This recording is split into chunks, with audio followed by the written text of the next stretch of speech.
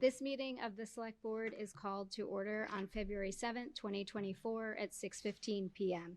This meeting is being held in person and/or remotely as an alternate means of public access pursuant to Chapter 2 of the Acts of 2023 and all other applicable laws temporarily amending certain provisions of the open meeting law. You are hereby advised that this meeting and all communications during this meeting may be recorded by the Town of Hingham in accordance with the open meeting law. If any participant wishes to record this meeting, please notify the chair at the start of the meeting in accordance with Mass General Law, Chapter 30A, Section 20F, so that the chair may inform all other participants of said recording. Is anyone else recording the meeting? Okay. For the record, participating this evening are myself, Liz Klein Chair, and Joe Fisher. If you are willing and able, please stand for the Pledge of Allegiance.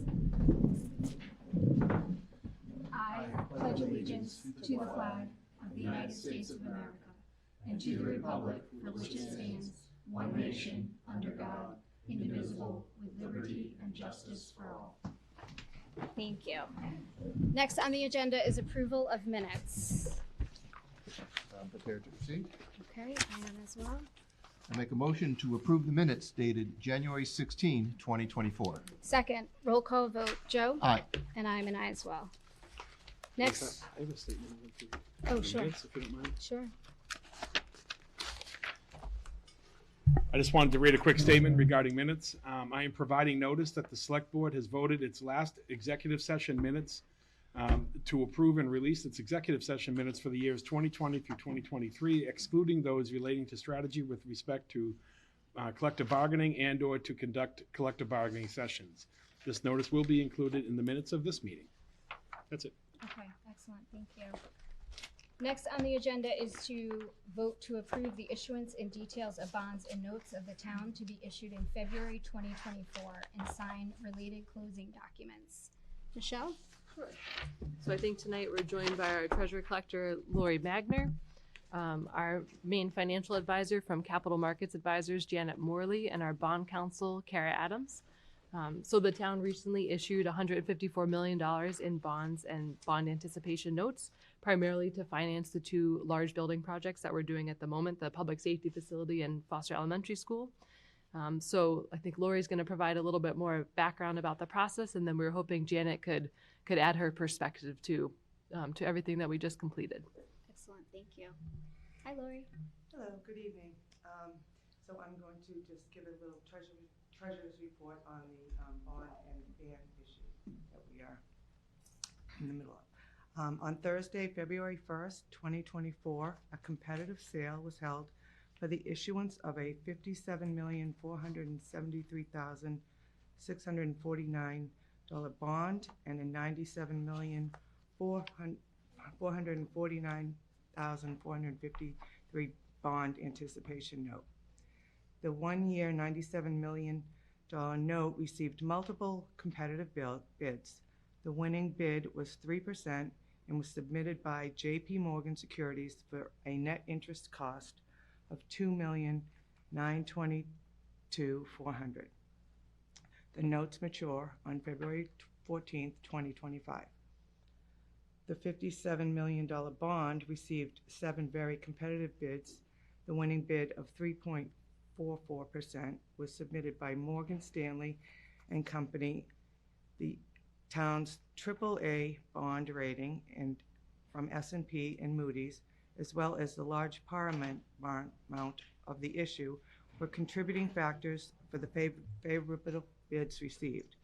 After the premium was applied, the final par amount of the bonds was $53,830,000. The bonds will mature on February 15th in each month of the years 2025 to 2053 inclusive. The proceeds from the sale of the bonds and notes will be used to redeem 2 previously issued bonds maturing on February 16th in the amount of $107,627,348. With the issuance of this bond, we are permanently financing a number of projects approved between the years of 2011 and 2023, for which we have previously borrowed temporarily, including initial funding for the construction of the new Foster School and the public safety facility. The vote of approval by the Select Board is required for the issuance of the bond and note. Closing documents are in the Select Board office and require signatures of a majority of the board. And documents will be returned to bond counsel early next week.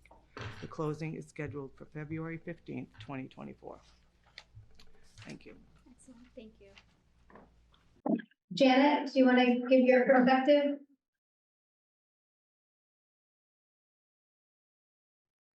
Sorry, good evening, everyone. Janet Morley, Capital Markets Advisors. Yep, the town, as usual, had an exceptional showing in the market. That bond issue did have 2 AAA ratings associated with it, the highest ratings that are available. 16 bids on those bonds, on the $57.5 million bonds. Again, great market support, great attention, very competitive sale with very tight bidding. These bids were just a fraction of a basis point in difference of the first type bids. 5 bids. So it's exactly what we want to see and expect for Hingham. Very competitive situation, very good market attention. And it just so happened, rates had been climbing a bit through November. They started coming down. You actually had a little bit of an uptick in January, came down. You hit it right. You can't time a market perfectly, but the rates did come down on February 1st, the day of your sale, and ticked back up a little bit thereafter. So I think the market really does like Hingham and AAA and Story. And so everything was very well received. We were pleased with the results. Same for the bands, very good attention. Also the highest short-term rating that can be granted, the MIG one. Excellent. Well, thank you, Janet, and thank you for all your help through that process with the rating agencies as well. Can you just give a little perspective on how that compares with other municipalities that you have seen or that you work with? Sure. Well, as you know, having a AAA rating is something of a rarity. There aren't many municipalities that achieve that. It's generally just a handful in any state that have that coveted AAA rating. We actually have a very good example of a competitive sale. The same day that we sold Hingham, we happened to be selling another AAA rated municipality in New York, the village of Garden City. And they sold also both bonds and bands. And Hingham's ban actually priced slightly better than Garden City, a few basis points better. And as for the bonds, they're not exactly comparable because the maturities were different. Yours is a little longer. Theirs was 20 years, yours was 29.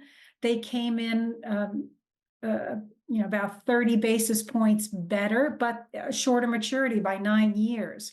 I would suggest to you that Massachusetts doesn't usually price as well as New York credits. So the fact that you did have a very competitive sale results relative to this New York AAA, when we're comparing, I'd say you did exceptionally well. Excellent. Thank you. Well, thank you to the team for all that you did to get us here. I just wanted to add just one quick thing. The rates that we saw, that we realized both with the bond and the ban, exceeded our projections for these projects when we were modeling the effects of the borrowing prior to the issuance. So I was happy with that. I like to take the win when we can, and with Janet's help and the whole finance team, I think we hit it out of the park. So excellent. Good. So Tom, that was actually going to be my question, is how these rates fit in with what our model has been, and I think you've just answered that. And my other question was going to be how it compares with other municipalities. We've already had that answer. So I've reviewed the documents, and this is a very good result, so thank you. Excellent. And I know we have Kara, our bond counsel, on as well. So thank you for all of your help. Did you want to add anything? No, I think Janet hit it right on the head. It was great to see all those bids. Excellent. Thank you. Well, thank you for your support. Are there any questions or comments from members of the public?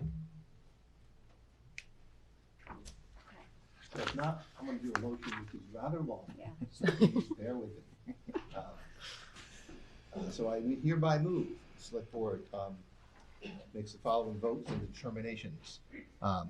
That we hereby determine, in accordance with General Law, Chapter 70B, that the cost of the Foster Elementary School construction project authorized by votes of the town passed on April 24th, 2017, Article 20, and November 1, 2022, Article 1, and Plymouth River School remodeling project authorized by a vote of the town passed on April 30th, 2022, Article 14, each being financed with proceeds of a portion of the bonds and notes defined below, together with all other bonds and notes of the town previously issued to pay costs of this project, does not exceed the portion of the total cost of the project that is not being paid by the school facilities grant, and we hereby approve the issuance of notes and bonds to finance this project under Mass General Law, Chapter 70B.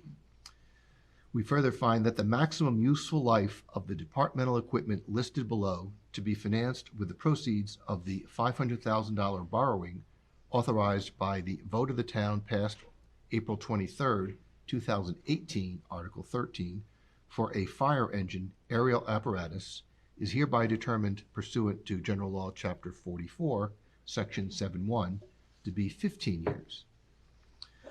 We further vote that the sale of the $53,830,000 general obligation municipal purpose loan of 2024 bonds of the town dated February 15th, 2024, the bonds, to Morgan Stanley and Company, LLC, at the price of $57,704,569.96, and accrued interest is hereby approved and confirmed.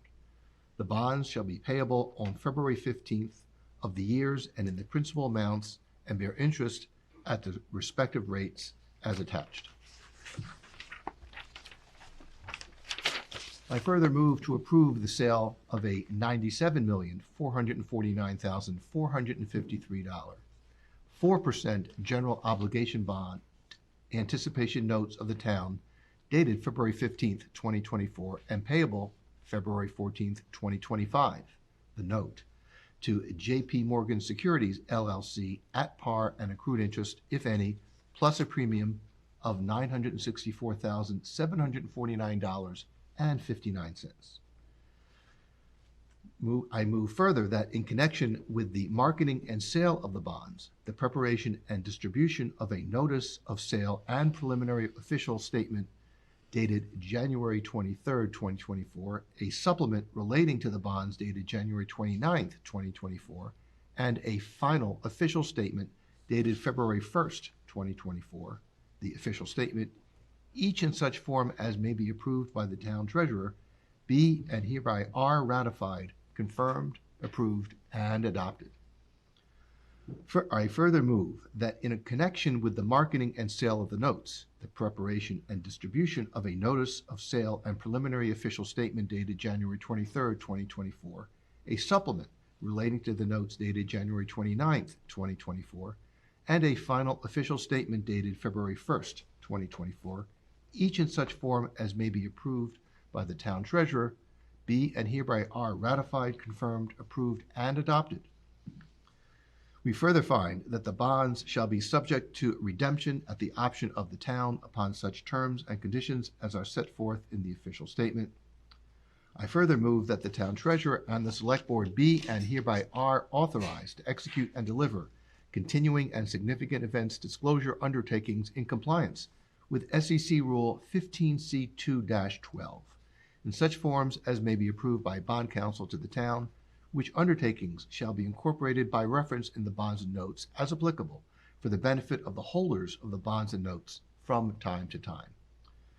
I further move that we authorize and direct the town treasurer to establish post-issuance federal tax compliance procedures and continuing disclosure procedures in such forms as the town treasurer and bond counsel deem sufficient, or if such procedures are currently in place, to review and update said procedures in order to monitor and maintain the tax-exempt status of the bonds and notes and to comply with relevant securities laws. I further move that any certificates or documents related to the bonds and notes, collectively the documents, may be executed in several counterparts, each of which shall be regarded as an original, and all of which shall constitute one and the same document. Delivery of an executed counterpart or a signature page to a document by electronic mail in a PDF file or by other electronic transmission shall be as effective as delivery of a manually executed counterpart signature page to such document. And electronic signatures on any of the documents shall be deemed original signatures for the purposes of the documents and all matters relating thereto, having the same legal effect as original signatures. I further move that each member of the Select Board, the Town Clerk, and the Town Treasurer be and hereby are authorized to take any and all such actions and execute and deliver such certificates, receipts, or other documents as may be determined by them or any of them to be necessary or convenient to carry into effect the provisions of the foregoing votes. Second. Roll call vote, Joe? Aye. And I'm an aye as well. Passes unanimously. Well done, Liz. Nice job. She had the hard part. I know. Thank you, Michelle, Lori, the finance team. Thank you, Janet, Kara, Richard. We appreciate your help. It's a lot of work getting up to this point with a great result for the town, so thank you. All right, next on the agenda, our 2024 annual town meeting warrant article. First, we're going to do Article N, municipal property leases for solar projects. We have Laura Burns with us. I think I saw Tom Monahan and Brianna are on. Hi.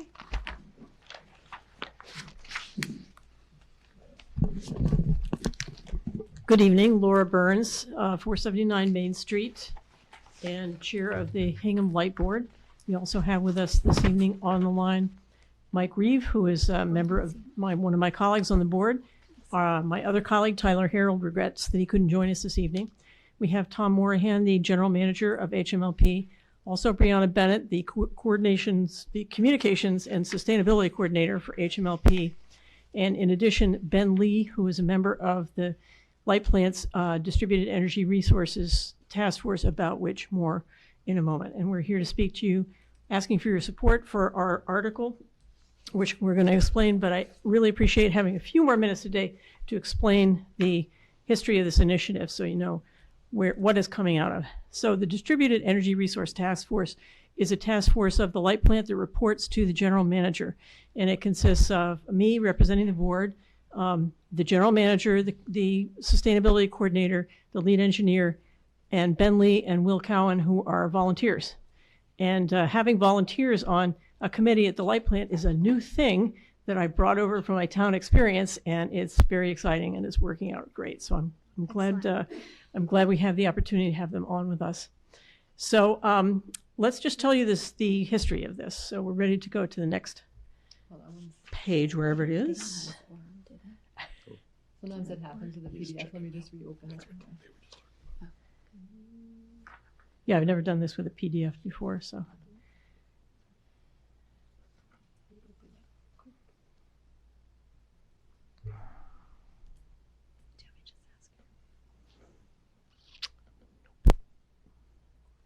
Okay, that's page 1.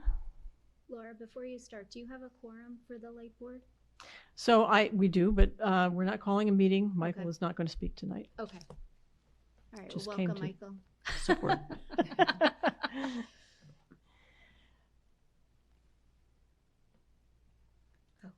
And just another note, Select Board member Bill Ramsey has joined. He's on as of 6:35 p.m. Okay.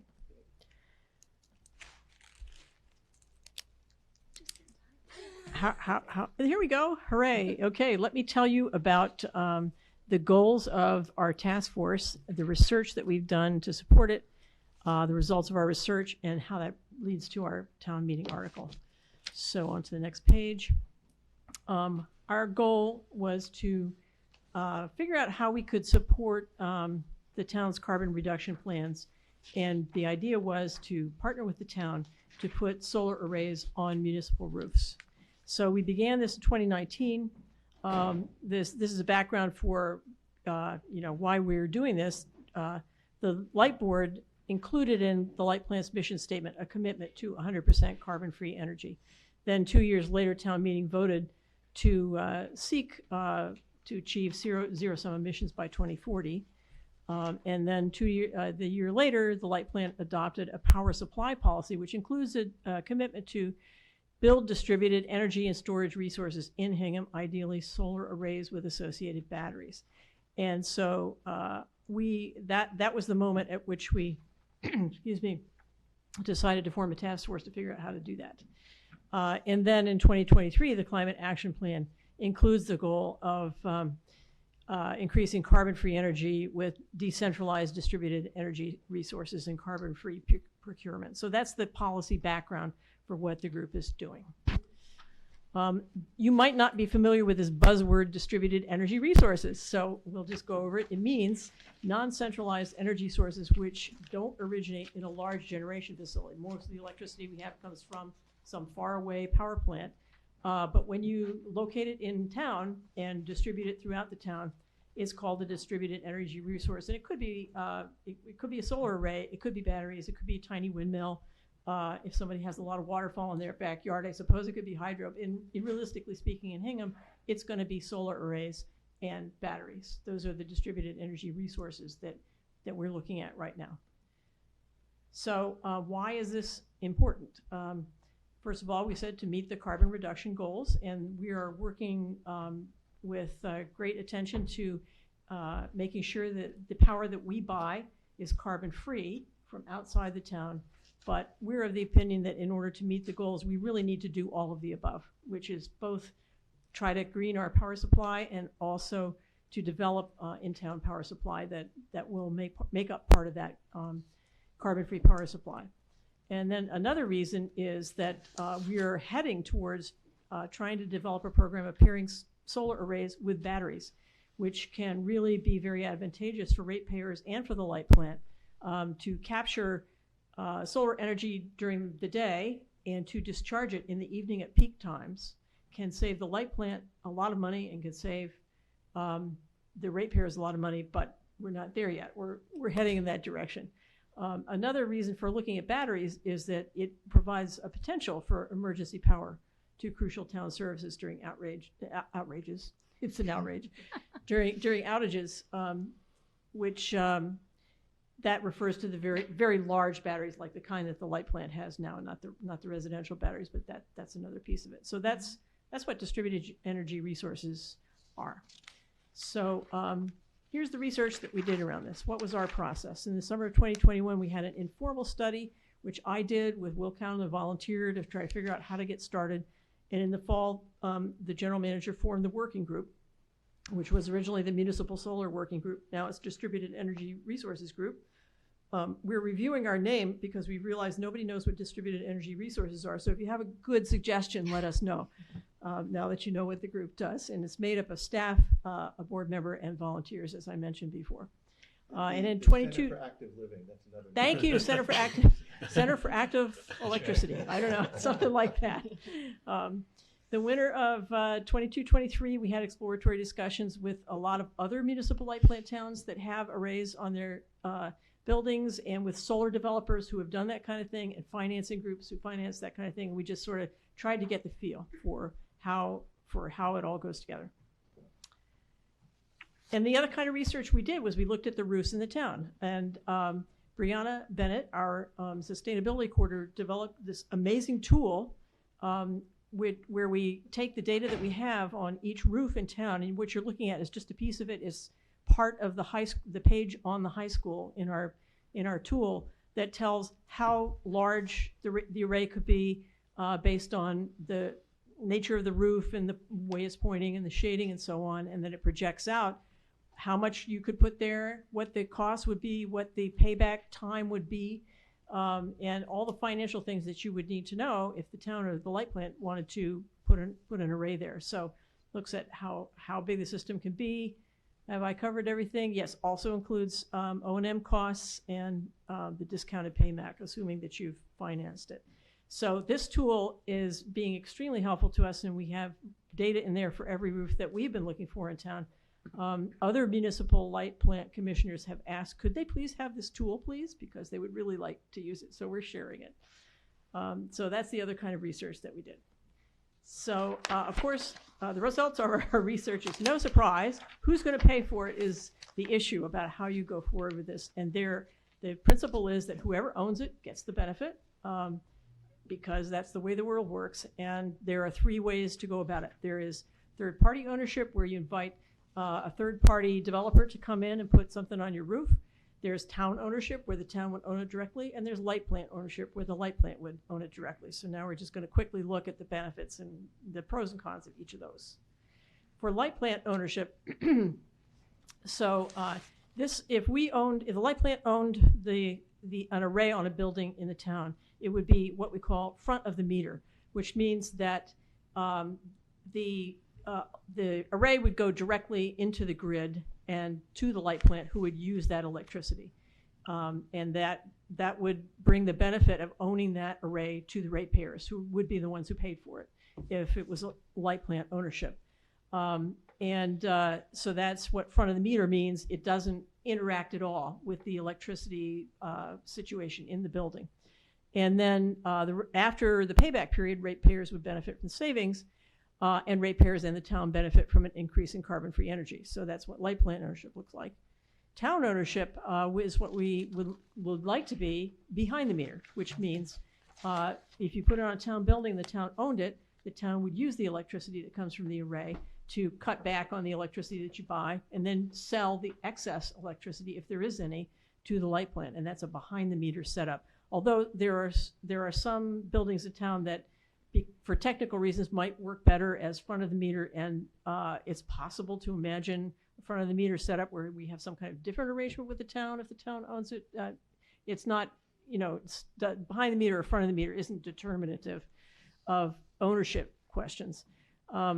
Excess energy onto the light plant, and it will pay for itself. Our tool tells us exactly how much we're going to have to spend to put it up, and how soon it will be paid off, and how much the savings will be. Okay, not exactly. We can't know that perfectly, right? But it's nice to have a sense of where's the first place to look for savings. Where are the likeliest roofs where we could get savings for the town? And that's what our tool does. But, of course, in order to do this, the town would have to finance the cost of the ownership. Mm-hmm. And then finally, on to third-party ownership. In this case, the developer would lease the roof from the town or the schools, depending on who the owner was. And the light plant would buy all the energy. It would be in front of the meter kind of thing. And one of the things that we learned when we did our research is that in order to be attracted to developers, you really got to have a project that's a megawatt or more. Although that could be several roofs. It could be like a package of several roofs around town. This is, in terms of, as is the case with the way our world works, this is the least valuable option in terms of payback to the town or to ratepayers, but it carries the lowest risk. It carries zero risk. There's no money up front from town or light plant. You can write the agreement so all the risk is assumed by the developer, including things like decommissioning at the end and so forth. So you don't get as much out of it, but we do get the addition of carbon-free energy to our power supply. And you'll notice as we go by, we are looking at pictures of arrays on town buildings in other towns. So that's what we've been seeing as we go by. They're all different. In the case of light plant ownership, we were considering that in the first place, but the funds that we have to do that are already committed for solar arrays that are being added right now to the light plant's headquarters. And if you haven't driven over there lately, you might go over to the parking lot and see the parking lot canopies that are being erected right now. And we also the general manager took the decision to bring the project for solar arrays on the landfill in-house because we're not having success working with a third. It's all along we've been working with a third-party developer trying to make that happen, and we've concluded that it's a small project for them, and it's at the bottom of their list. So they are now looking for another partner, and we would end up owning, the light plant would end up owning that array as opposed to a third party. So that's the current plan for that right now. Town ownership is the most attractive financially for taxpayers. And back in the summer in 2023, we had some meetings with the administration, and that seemed to be popular too. But the message was this was not a year for bringing things to bond to town meeting. And so perhaps this is not the year to begin that way. And there's no reason why we can't do that at a later date for other roofs. But in the meantime, the town administrator's office expressed interest in seeing, well, what can we do with the third-party development? And, can we get started anyway doing third-party development? So that's what we're looking at right now. That's the proposal. The distributed energy group proposal is, I sent the proposal to the select board at the end of January. The idea is the town would issue an RFP for looking for a third-party developer, which the light plant would assist in developing the RFP. And the RFP would invite proposals to develop any or all of a list of town facilities so that we can get to that 1 megawatt bar that seems to be what's appealing. So that is the reason we brought forward this article for town meeting.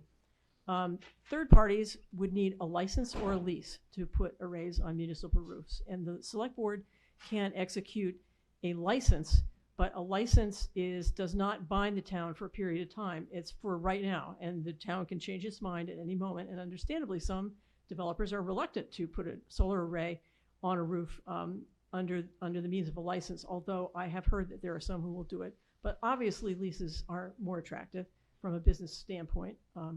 So leases require town meeting approval. And so that can slow the development process. So I learned about an article that is inspired by an article that was passed at Concord Town Meeting in 2017, I think, where the proposal is that the select board could be authorized but not require, or the school committee, whoever has care, custody, and control of the building, to enter into a lease with a third party for the sole purpose of solar arrays or distributed energy resources, which would really in this town only be solar arrays or battery. So in the article, there's a long list of buildings and properties, and some of them are better and some of them are not better, but we thought that if we will work with the select board or the school committee to come up with a list of maybe the 5 top candidates and put them out there and see if people would like to put in quotes on some or all of them. But needing to have town meeting action to write the lease could really slow down the development of this. And that's why they took this action in Concord, so that their select board can go ahead and write those leases, or their school committee whenever they're ready to do that. So that seemed like a good idea to us, and the light board voted to propose this article to you back in the fall, and that's why we're here today. And thank you for your time. Excellent. Thank you, Laura. So this article N is specific to the third-party ownership model, but it doesn't prohibit us from using one of the other models if we want to. It doesn't, but I will point out that you would also need to write a lease to the light plant for your roof if the light plant was going to put an array up there. So it also, it allows you to write that lease as well and allow us to proceed without having to wait for town meeting, should we decide that that's the appropriate thing to do for this particular roof. Okay. Do you have any idea what Concord's experience has been since 2017? Have they had successful with third-party developers? Yeah. No, but they do have light plant ownership. They have a brand new facility. I don't know. I don't think they've done anything with in our research, we found that many light plants have done all 3. They've done sometimes this, sometimes that. In Concord in particular, they just built they're in the process of building a new middle school, which is going to have a large solar array and a large battery, which is going to be owned by the light plant, because that was the right way forward for them. Sure. And that was funded by a bond that the light board brought, that the light plant brought to town meeting. I mean, that is, if it's a large array, that's what our light plant would have to do as well. Right. As would the town. If it was a large array, you wouldn't have, that amount of money lying around. You would need to go to town meeting for authorization to borrow Right. to do it. Got it. Thank you. Joe? Could you help me understand the distinction between municipal plant ownership and town ownership when municipal plant is the town? So it's a question of whether the ratepayers benefit or the taxpayers benefit. And And- is there much of a distinction there? So if you can identify the distinction between the ratepayers This is and the an old taxpayers, riddle. then you have a future as a municipal utility attorney. I look forward to it. I can't, there are some, you can imagine. Right. Let us say that there is somebody owns a building and the tenant pays the light bill. Then the taxpayer and the ratepayer are different people. Although, of course, the tenant also pays the light bill because Right. they pay their rent, and that's what the light bill is paid out of. So, it's hard to imagine, but it is important for us to make sure we know who, what direction, depending on who puts out the money, what direction are the benefits going? Okay. I don't know if that's helpful or And not. I think there's a handful of homes on the Weymouth line that get their power from National Grid, if I remember right. That's right. So that's another Yeah. small distinction. Got it. I mean, I think as a goal of the town, this makes a lot of sense. I've looked at the proposed article. It would seem that to the extent that this involves municipal finance, it should require select board involvement. This, as it's drafted, the select board involvement is in the alternative. I'm sorry, I didn't understand what. Well, it says the select board and/or the school committee, so that to the extent that, for example, if it's a school building, it's still a municipal finance issue that we would want to Yeah. be involved with. Okay, I'm going to refer that question to John Coughlin, who I saw is on Okay. the call because it's above my pay grade. We did ask him he did review Right. the language and made some adjustments, which the light board approved because they were formal and of a legal nature, but maybe he can answer your question. You there, John? He was there. Oh dear, I don't see him anymore. He is there. I'll Yeah, there he is. Bill, do you have any questions or comments while we're waiting for John? Yes, thank you. Good evening, everybody. Laura, thank you for the presentation and all the effort you put into it. I also want to thank the Light Board, Tom, Brianna for all their work. I've been saying for years we need to do more to harness solar power, and I am thrilled that this is coming forward. I'm thrilled we're going to present it to town meeting. What I would suggest we do, what I would like to do is, we look at this article with the third party use this year, and then possibly looking at a hybrid approach to town ownership down the road. So, I think this is a good start here. And I again, Laura, I appreciate you bringing this forward. And then maybe in future years, we kind of morph to a hybrid approach and move more to town ownership, given the returns with doing this. But all for it, and very enthusiastic supporter of this. Thank you. I will say that the different conditions of each of the roofs, sometimes one ownership model is recommended for one and another for another. So you don't have to do just one thing. Great. John, you there?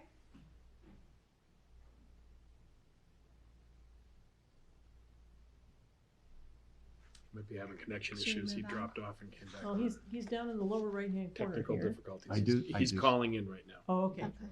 Okay. While he's calling in, let me just mention relative to the meeting that we had last week about the PACE program, the Distributed Energy Resource Group, or whatever our name is to be, have just recently decided that we are going to reach out and start approaching commercial building owners in town and try to assist them.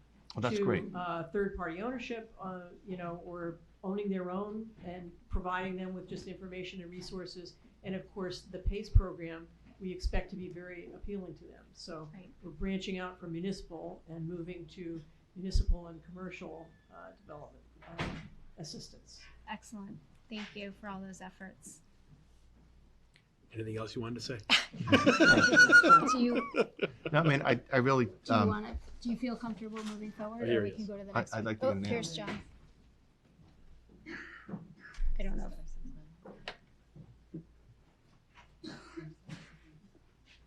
Is that John? Yeah. Okay. John, did you hear Joe's question?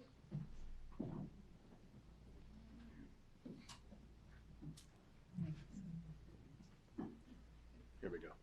I did, Liz. Sorry, I'm having some problems with my computer, so I just called in.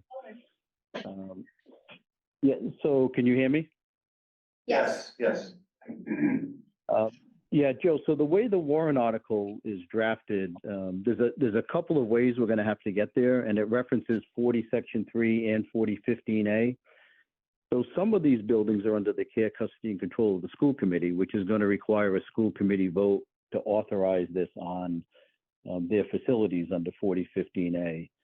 But I think the intent is, and I can make sure that the comment and the motion reflect this, that the select board is the ultimate authority to lease all public buildings. And that's where the language that says within their respective authority in the first paragraph, that's what that is meant to address. But I can make sure that the comment and the motion are more specific, Joe, just to clarify that issue. I mean, I think, that'd be helpful because the overall impact of this on town finances is important. And I want to make sure that the select board has a role in making these decisions, because I think, based on the presentation we heard from Laura, there may be an instinct to go forward with private, but it may be in the long-term best interest of the town for town ownership. So I just want to make sure that we have all those policy views in place. So with that explanation, I'm comfortable moving forward. Okay.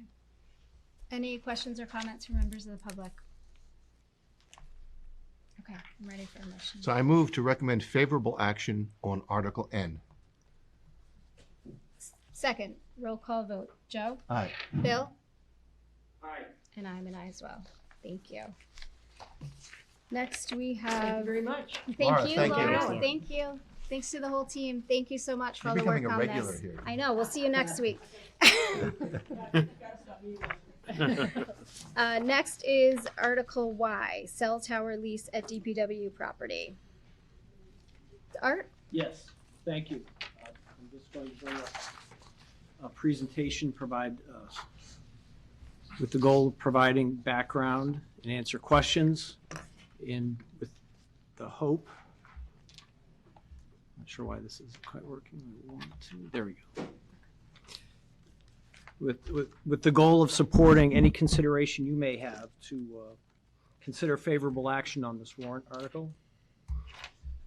I'll start with, well, what is this warrant article about? You know, there's a lot of text to it. This slide has all the language, but it's useful just to break it down in parts.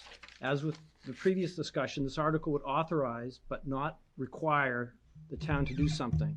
In this case, to lease a portion of DPW, Department of Public Works, land located at 25 Bear Cove Park Drive for the purposes of locating a cell tower and related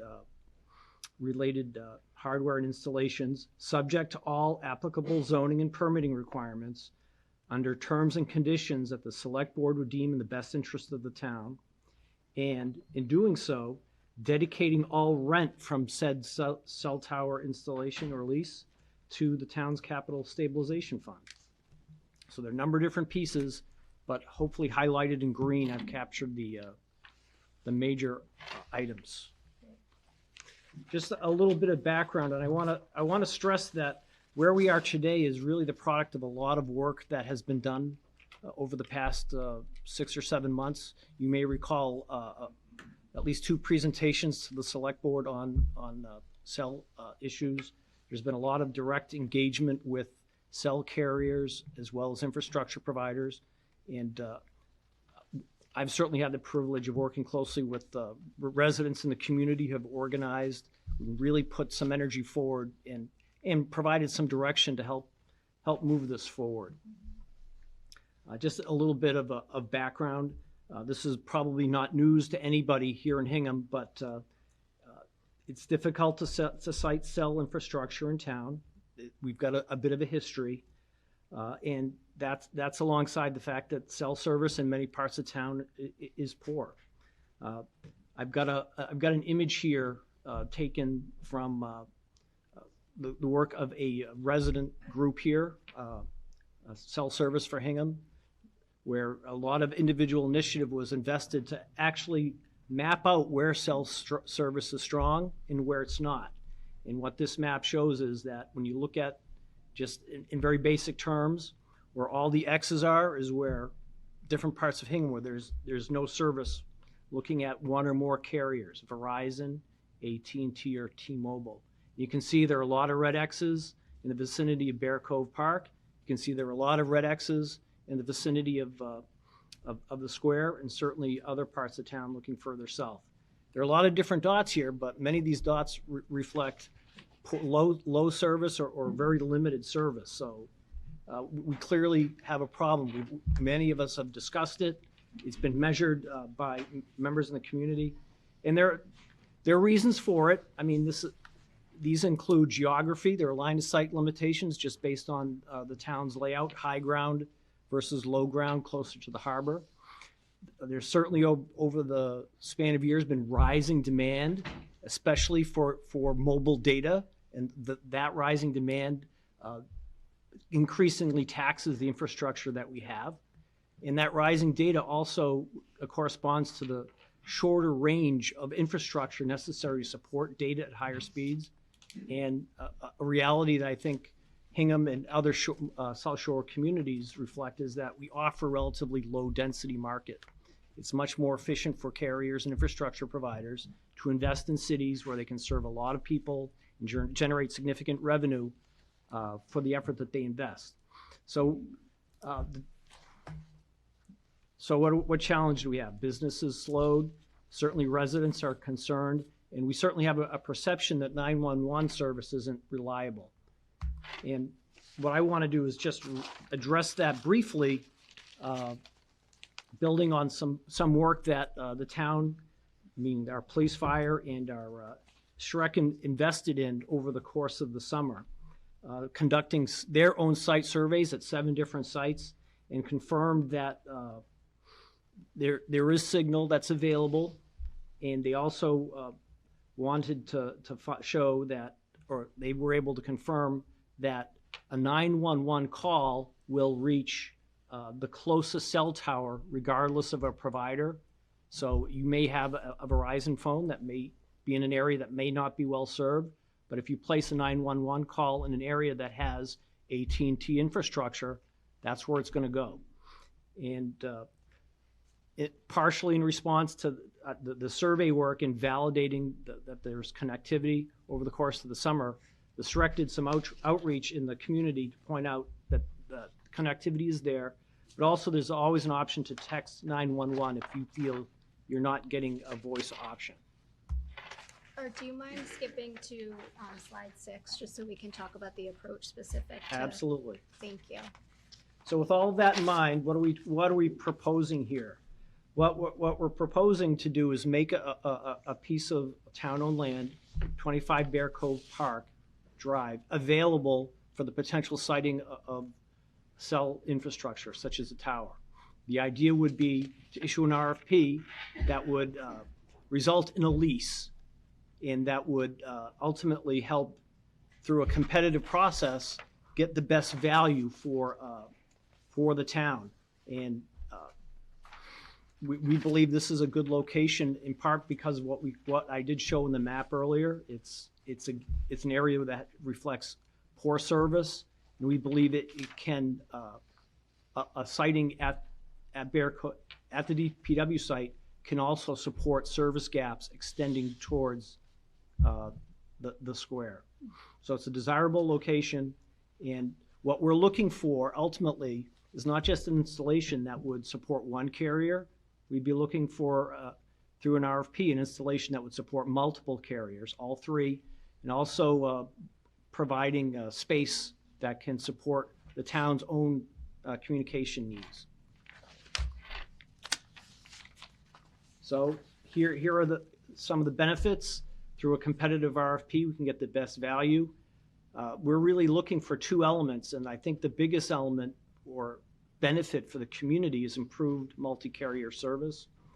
Certainly, we would expect that through a competitive process, we would be offered rent for the purposes of allowing a cell tower to be built, and that rent could be directed into our capital stabilization fund that can help the town address some of our pressing needs on the capital side. And for this to move forward, I think what we will hear in the future is a separate zoning article being brought forward by the planning board that is important for siting a facility on any town-owned land that would essentially allow for this use to be located. With that zoning in place, with the town issuing an RFP, we would be able to offer a high level of predictability, and we think that that can help us attract more interest and ultimately more responses. So safeguards for folks to consider going forward. We recognize we're bringing forward a permission or to enter into a lease agreement where we don't have, like in some other instances, a firm proposal to bring forward to you. I think between now and the July and August timeframe, when we could issue an RFP, we'll have the opportunity to develop best practices, in collaboration with our legal team and other communities that have been through this. It's also important to recognize that if the town issues a lease, we have an RFP, excuse me, the select board has a choice. We don't have to proceed. We don't have to accept any offer. What this warrant article does is simply provide the select board options. In going forward, it's important for everybody to understand that zoning and permitting requirements still apply. Even if a tower would be allowed through a zoning change, there's still a special permit process through which the community will have input. Just in terms of what the timeline would look like going forward, we have a town meeting through which two warrant articles would be important for us to move forward. This warrant article, which relates to allowing the select board to go forward with a lease or to pursue a lease, and the second, which is a zoning article, which again will be presented later, that would allow for cell infrastructure as a use on town-owned land. Very for the town to issue a credible RFP, we would need for the state attorney general to come back to us and let us know that the zoning article passed at town meeting, stands and is approved, which will likely happen in the July and August timeframe. Between town meeting and July and August, we'll have the opportunity to put an RFP together and then go forward and issue it as soon as possible after the Attorney General lets us know about our zoning. So I've tried to cover a lot in a short amount of time, and I'm prepared to take any questions. Okay. Joe, do you have any questions? I was actually going to begin to ask for a show of hands. Everyone who's satisfied with the cell service. No one's going to raise their hand. So there's clearly a demand for this, and I'm glad the town is responsive. In terms of this article, am I correct that moving forward with this article, is that dependent on passage of the proposed zoning change? It is, yes. So that if that zoning does not pass, would you intend that Article Y be presented? It probably would be redundant. We'd have to look at how the warrant. Yeah, the order of the with warrant that will in matter mind. there. Okay. We'll take that into account when we order the warrant. Right. But as the current zoning stands, would zoning permit a cell tower at this location? No, it's a prohibited use on official and open space land. So we would not move forward with a prohibited use unless Correct. the zoning change. Okay, that makes sense. And would a cell tower conflict with other current or proposed uses for this property? We do not believe so. We understand that the DPW parcel combined has a 16-acre footprint. We believe that we could accommodate what's allowed, which is an up to a 100-foot tower, on the footprint. We would look for, through an RFP process, for potential bidders to show us exactly how it could fit on the site, given our limitations under zoning. And we've spoken with the director, the superintendent, and operationally it would work. And would not interfere with any proposed use with respect to the Hingham Municipal Light Plant? No. Then we got to move forward. We need better cell service. Yes. Yes. This is certainly a priority for this board. We've heard it from many of our residents. It's a public safety issue in my mind, as well as affects economic development, in addition to just being terribly inconvenient. So glad to see this move forward. Thank you, Art, and all of the citizens that have worked on this. Bill, do you want to add anything? Yeah, thank you, Art, for the presentation. This article is one of multiple steps that we're taking to improve cell service. As Art noted, there's a planning board article that's going to help this article move along as well. AT&T is moving forward with a small cell service variance request to improve service in certain parts of town. Verizon is going to be putting small cellular devices on top of the Green Street location this coming year. So there's a lot going on. There's a lot of work that's been put into this. For all of the residents that have contacted us about cell service, I would encourage you to please support these articles and to continue to support the efforts to improve this service. What we're trying to do is we're trying to create conditions that will allow carriers to better service for everybody. And although this proposal is for North Hingham, it will improve service town-wide because it will take stress off of the network. So this is a big step. It's a first step. I'm going to continue to push ahead. I appreciate everybody's effort and support. Thank you. Thank you, Bill. Any questions or comments from members of the public? Mark? Because you've got a lot of other briefing. It's Mark Cullings, 44 Spring Street. A small group of citizens, Cell Service for Hingham, has been, as Art has said, working collaboratively with the town administration to try and bring some clarity and some light to this subject. I think I sense that the folks behind me are with you in sharing that we're not satisfied with cell service in Hingham. No, I just wanted to thank, on behalf of the group, Cell Service for Hingham, the work that the town administration has been doing. And Bill Ramsey summarized, there's a lot of work has been done, and there are a lot of things that are facing us that will make Hingham a more attractive site for providers to want to be here. And we're very glad to see the progress. So we're very much behind this and the warrant article that the zoning bylaw, and we're hopeful, and we will provide a platform to get the information, to help get the information out, in addition to what you all do, what the Hingham Anchor does, the Hingham Journal does. So thanks very much, Excellent. everybody. Thank you, Mark, and thank you to the group. Okay. I think we're ready to proceed. I'm ready to take a motion. Are you ready? Bill's on. So No, he No, wants you to. he wants you to. I move to recommend favorable action on Article Y. Second. Roll call vote. Joe? Aye. Bill? Aye. And I'm an aye as well. Passes unanimously. Thank you for everybody's help with that. Okay, next, Article AA, grant of easements of new elementary school. Dr. Adams and Ness? Do you want to, or Ray? Who's talking? Yeah, the new elementary school, I think it's right. Easements? Ray and Linda. Oh, Do the easements.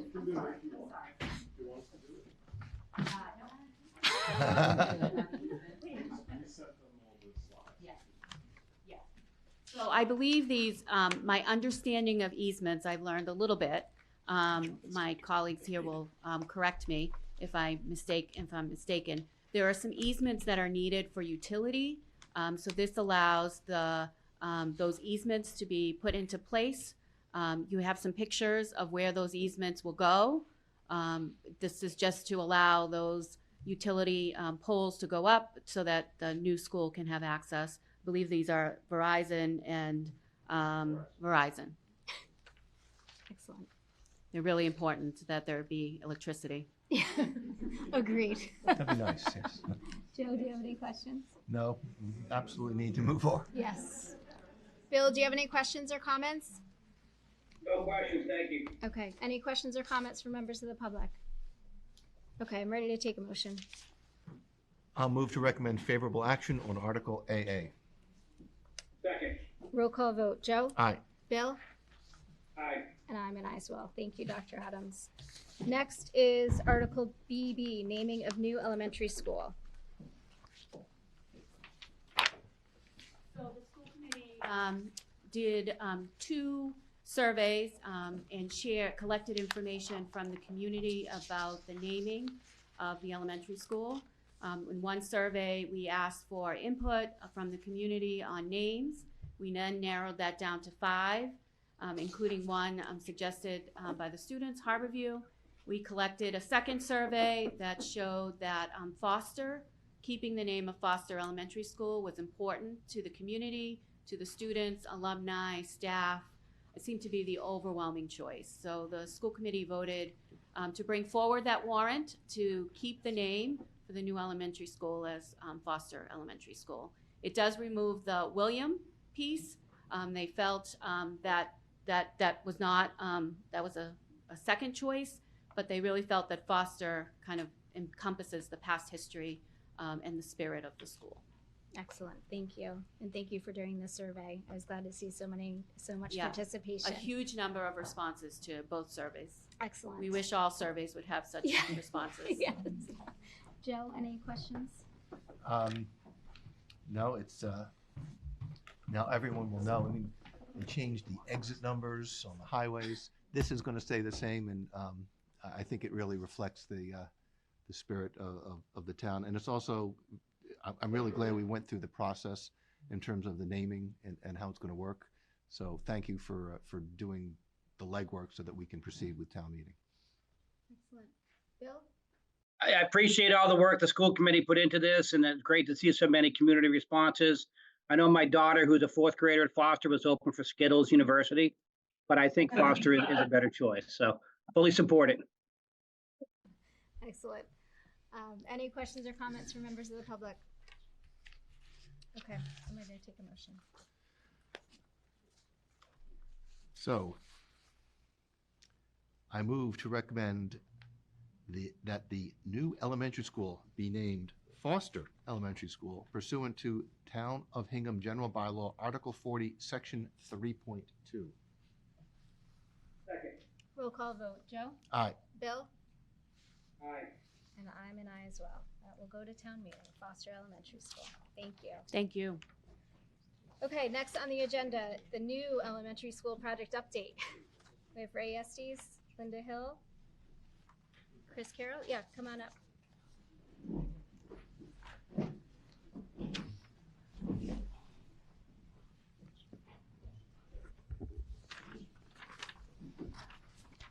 Good evening, Ray Estes, 92 Fort Hill Street, Vice Chair of the School Building Committee, and with me, Linda Hill, our Chair.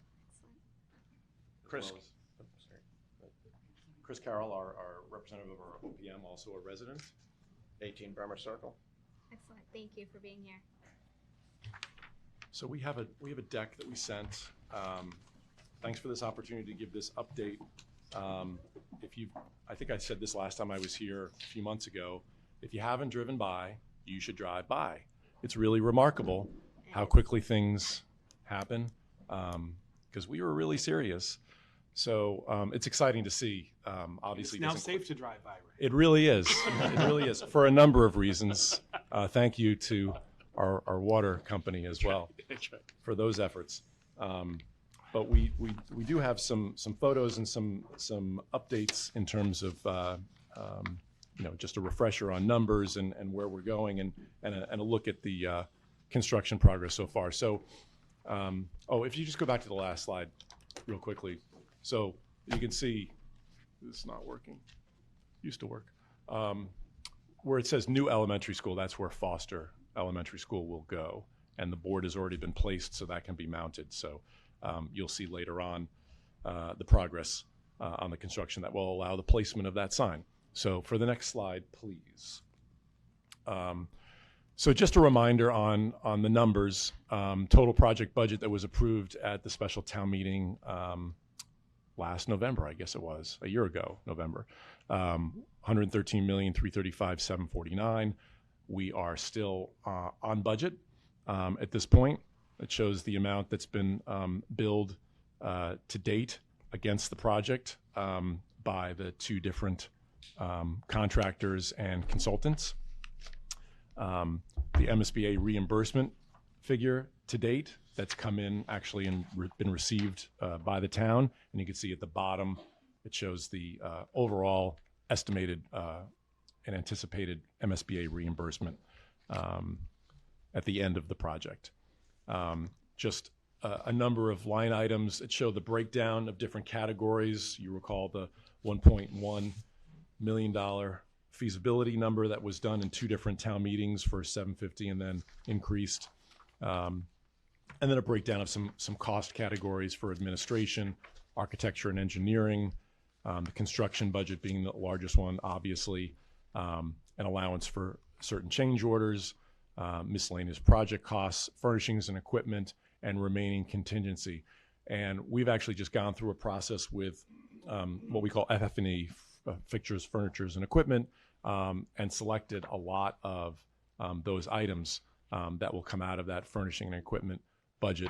And there's active work going on with respect to the technology budget, which is a similar line item as well. So on the next slide, we talk about construction progress. So phase one, as you know, is the site work to get the overall site ready for construction, to build it up and create a pad. And that was done by K.R. Resendez. It's about 92% complete at this point. They'll be coming back in the spring to do some final plantings and residual site work. But for the most part, their work was completed a couple of months ago. You can see the overall contract value, $7,099,000, and build to date, virtually all of it, with just a little bit to go. The phase two contractor, Bacon Agostini, was actually the contractor that did the renovation of the high school and South School in 1999. So we've worked with them before. The overall contract value, as you can see, the amount that's been billed to date, 25% complete on that. And you'll see from the photos the actual progress, which is exciting to see. Next. So what we call the building envelope. So once the steel was completed and they start to close in the building, right? So we call that the envelope. So you'll see the sheathing that's going up there to start to close things in. The steel was completed, I want to say 2 months ago or so. Next slide. And by the way, we refer to the building A and building B. So A being the portion, building is situated like this. So A being the portion where the preschool is and most of the academic areas, and the building B being where the common space is, like the gymnasium, cafeteria, multipurpose room, locations that can service the larger community even after hours. So more envelope progress for building B. It's kind of hard to see this close up, but if you go to the next slide, you'll see a larger. So this is looking, I guess, north-ish. So that would be kind of the main entrance. This used to work, it's sad. And you can see at the top of the rectangle on the right is where the sign for the name of the school will go. Next. So you can see interior framing progress. They're really, framing all the spaces. Next. You can see a lot of the MEP, mechanical, electrical, and plumbing work going in. Next. Exterior sanitary and waste progress. That's an ongoing process. Next. And this is a drone photo from a year ago. So it's remarkable to see. It was just really preparing the pad and getting ready for the site contractor. And if you go to the next, you can see what it looks like now. So really remarkable progress in a year. And you can see how tight it is up against the existing school. Everything is being done as planned, according to all the meetings that were held. Everything is safe, everything is secure, and we're very pleased with the progress of construction so far. Next. So here's just a general phasing layout. Please ignore the tennis courts at the top left because those do not exist. They were left in this plan mistakenly. But overall, this is the general phasing layout where you can see in the colors phase 1, phase 2, and phase 3. Phase 3 being kind of the final phase once the school is just about ready to occupy and the additional site work begins in terms of the demolition of the building, the creation of the front parking area and ball field, as well as other site attributes that will finish the following spring. Next slide, please. So again, without the tennis courts, this is the anticipated final layout where you can see the softball field in place, the parking areas, the entranceway and circle, and the play areas in the rear. Next slide. Is that it? That's it. That is it. Okay. I thought there was one more. Excellent. Well, it's exciting. Lots of Oh, right. progress. And as I said, with respect to budget, we track that very, very closely. As a committee, we're meeting just about once a month now. We've had some one-off meetings here and there to look at furniture and other colors and finishes and things like that. For the most part, meeting about once a month. But we are tracking on budget, and everything is looking good, to complete on time at this point. That's great news. Thank you. And congrats. I know this is years and years of work on behalf of the committee. So, and yourself and Linda, thank you. Joe, do you have any questions or comments? Yeah, I mean, again, the work of your group is just outstanding, and so much goes on behind the scenes that people are not there all the time to say thank you, but really thank you very much. It's just remarkable. Could you just give me some dates to the extent you can? When do you think substantial completion will be done, and when do you think occupancy can happen, and when do you think the existing school that demolition would begin? Sure. Substantial completion May? Substantial is August. August, sorry. August of 2024. Of the building, yeah. With anticipated occupation September for school.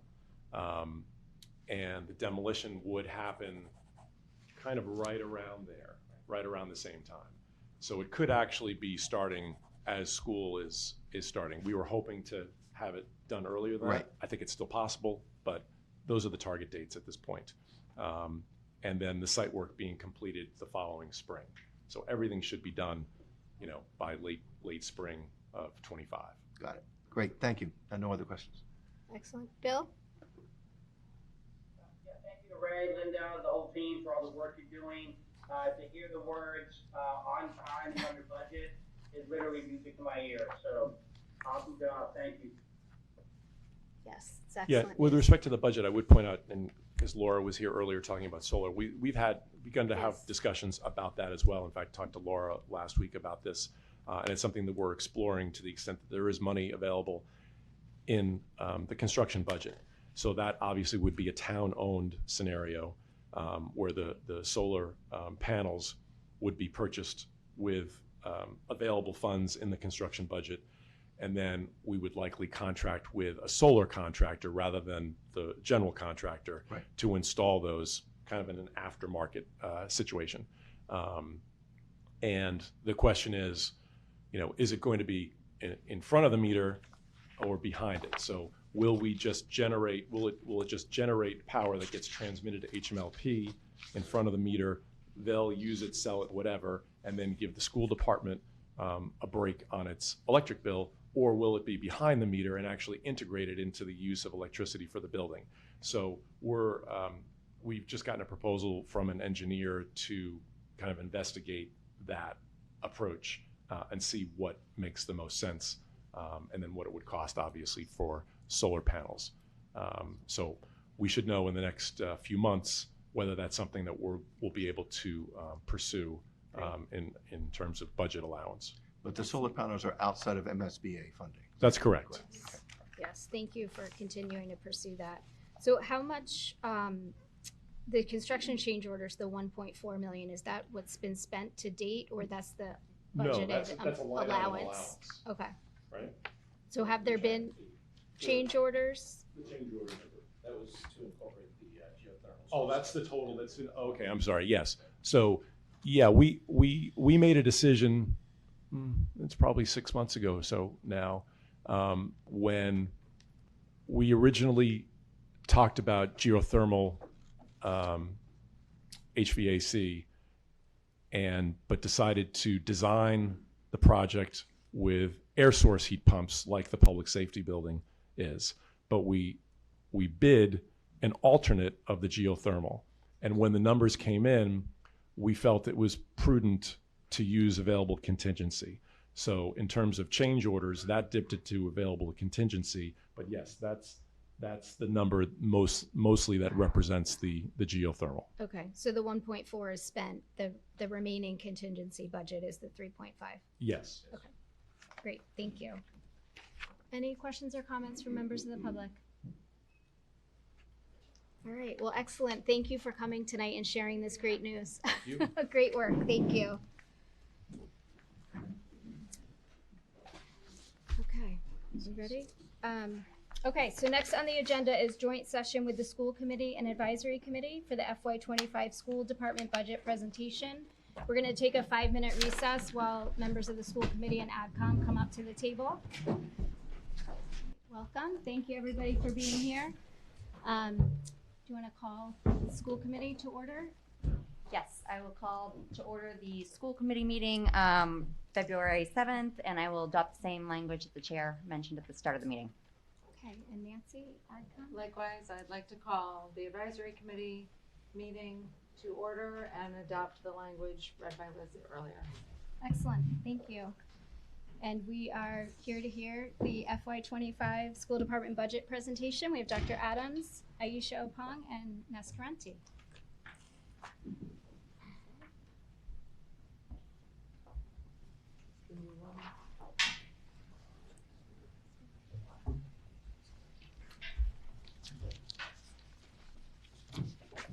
We're going to cue you, Michelle, to move us forward? Yes, okay. Yes, and hopefully Zoom won't be. So I also want to introduce Katie Roberts, the Assistant Superintendent, who has a portion of the slides as well, and Barbara Cataldo, who is our Interim Executive Director of Student Services, who will be able to answer questions about student services, special education as well. Excellent, welcome. Yep, and Liz, you mentioned Oh, Aisha. I'm sorry. And then if I can also mention my team as well, we've got Michelle Ayer, who's the vice chair, Jen Benham, who's the secretary, Allie Anderson, Carrie Nee, Tim Miller-Dempsey, and Matt Cosman. Thank you. Thank you for having us.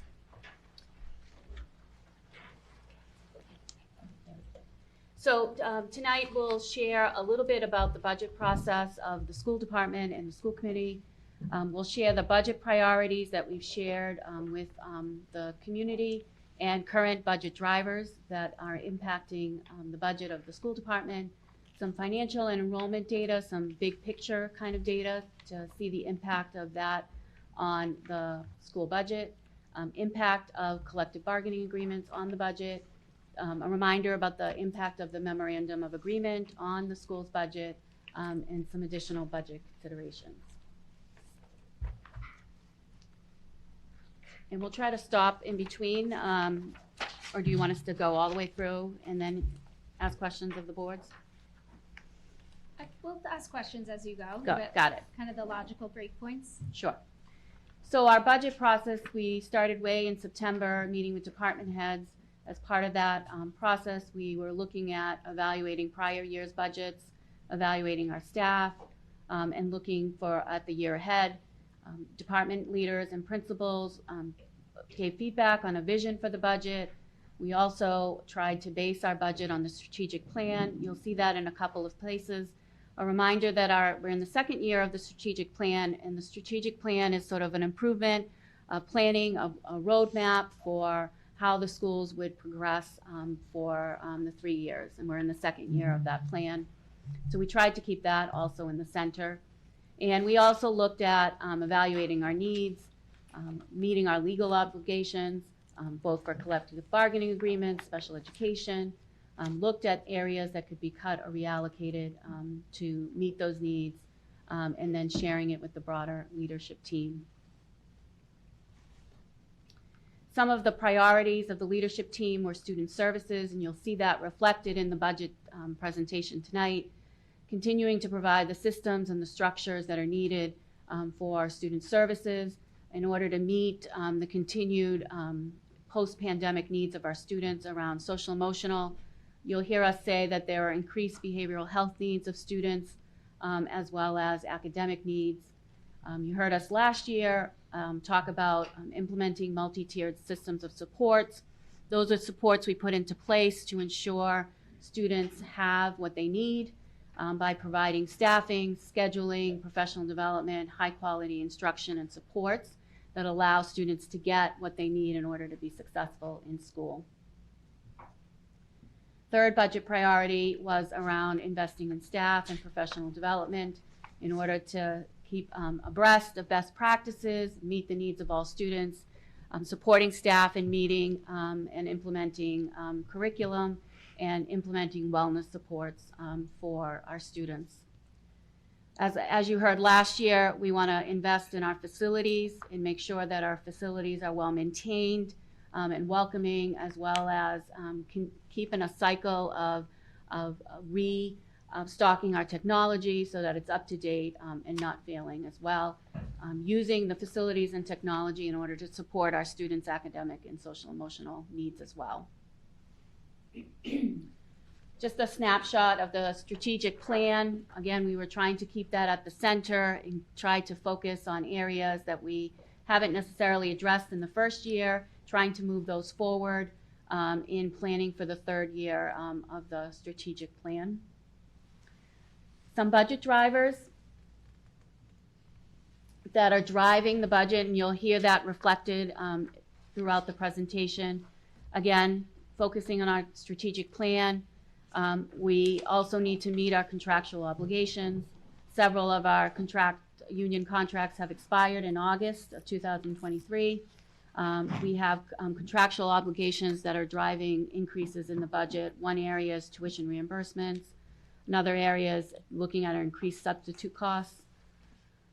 You'll hear us talk about increased utilities. Natural gas costs have doubled. HMLP is also increasing its rates as well, so those have an impact on the budget.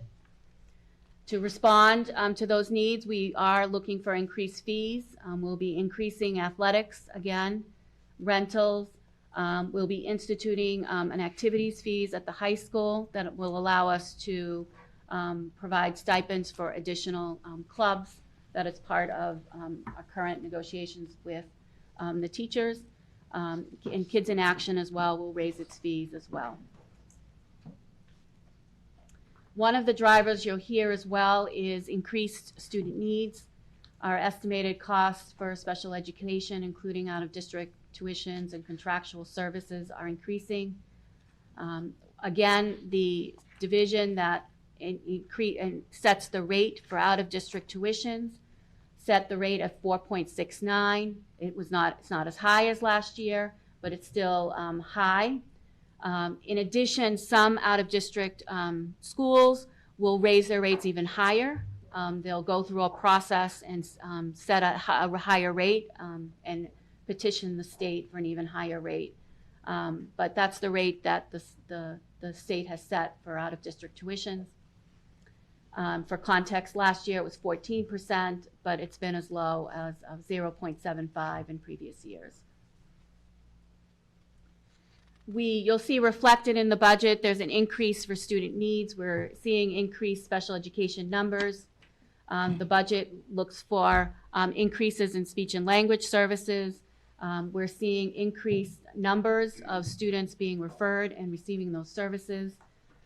We had 2 team chairs that were previously funded through a grant. The budget reflects moving those into the operating budget. Increased need for contracted services for school psychologists, for testing, for initial referrals. We also are seeing increased needs in behavioral health and SEL, social emotional learning. So we're looking to also increase our BCBA, our behavioral supports for those students.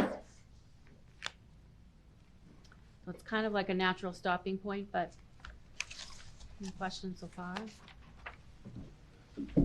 Yeah, let's keep going. Okay. Thank you. So we just wanted to share a little bit of the impact on student achievement. Can I just say, we're hearing from a lot of colleagues who can't get into the online site. Just wondered if you can help with that. Yes, So there are a thank few you. names on here. I don't know who we Can- should let in. I don't want to let another Zoom bomber in. So Yeah, if you know of a name that I'll wants to come advise in, them to put HEA and/or their name. they, Okay. if you know a name, Yeah. I'd be happy to let them in. I'm hesitant. I have some names. In the past, they've copied names. Elizabeth Curran. Yep. Stacy Heinlein. Emma Davy. Megan. Karen Carley. Kara? Karen. Erica Creation. That's Eric. The only 2 I see left are Eileen Farrell and Katie Sassarossi. Eileen Farrell. Both of them. Yeah. Both. Thank you. Thank you. Thank you. We just wanted to give you a small snapshot of the impact. The goal of the budget is to impact students and impact their well-being, their social emotional health, and their academic needs. And so we just wanted to share a little snapshot of the work around MTSS and the resources that are supporting those programs and those services for students and how it's impacting student achievement. Great, thanks, Dr. Adams. And so tonight we have much to celebrate and much to be grateful for in terms of the investments that we've made in our students this year. And so tonight I'm presenting just 2 slides from a longer 140 slide presentation that will be given on Monday evening that will provide some updates on student progress. So I welcome all of you to join us on Monday for that presentation. But this slide last year was the slide that launched 1,000 Ships when we were discussing some of the needs that our students had, both pre-pandemic and those needs arising from the pandemic. So you'll notice on this slide, this is just a single snapshot of our kindergarten students on our middle of year assessments that we give annually.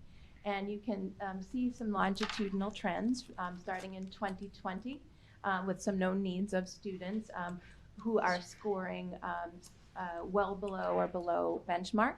We had some concerns pre-pandemic and at that time had proposed some additional staff to support student needs. No surprise, we'll see a huge dip in 2021 related to some of the pandemic learning loss, and very proud of our staff, our teachers, and all of the individuals who have supported this MTSS work. And you can see a very strong and steady recovery for our kindergarten students who have made really remarkable progress over the past few years, thanks in part to some of the investments that we have made in our staffing, not only staffing, also investments in professional development and investments in curriculum material. Our next slide is another slide that we can also celebrate. This is showing a snapshot of our middle of year literacy assessments for our grades 3, 4, and 5 students. The other slide was measuring achievement. This is measuring growth from the beginning of the year. And one thing to note is that this year, in addition to some of the staffing that we have supported through our budget, we also implemented a new reading program this year. And already, we're only just a few months into this program, we're seeing some really remarkable growth And so if we take a look just at our grade 3 students, at this time last year, they had made 85% of progress towards their annual growth. And we are at this point seeing 129% growth, which is really, again, quite remarkable for the first year of an implementation of a program, seeing similar trends in grades 4 and 5. And again, just wanted to keep us centered tonight on teaching and learning and celebrate some of the growth that we are seeing. Excellent. Thank you, Katie.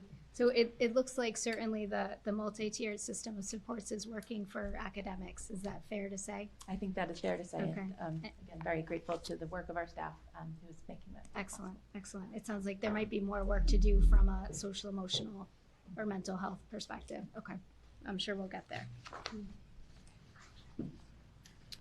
So some general information we wanted to share with you around enrollment and financial data. This is from a tool from the Department of Elementary and Secondary Education called the Radar. And there are a couple of slides there that sort of give some snapshots of over years of where we stand and how we stand in comparison to some other districts. This is our student enrollment. You'll see that our enrollment in orange is the district's, Hingham's change over 5 years. In gray is the state's change over 5 years. You'll see that our enrollment over the 5-year period has dropped by 10%. The pandemic has certainly had an impact on that, sort of stabilizing at the moment. But while our enrollment has declined, our needs have increased. You'll see in the right-hand corner, top right-hand corner, our students with disabilities, our percentage has increased, and you'll see some data to show that increase in special needs. We are not alone in that increase. That increase is being felt across the state. And we've heard, I've heard it from superintendents, and we've heard it from other directors of special education as well, that they're seeing increased needs in our students. You'll also see our number of English language learners, students learning English, isn't very high, but you'll see that we've had an increase of 7 students from 2022. 6 students from 2022 to 2023. You'll see our economically disadvantaged also grew by 38% during that 5-year period. Can I just ask a question here?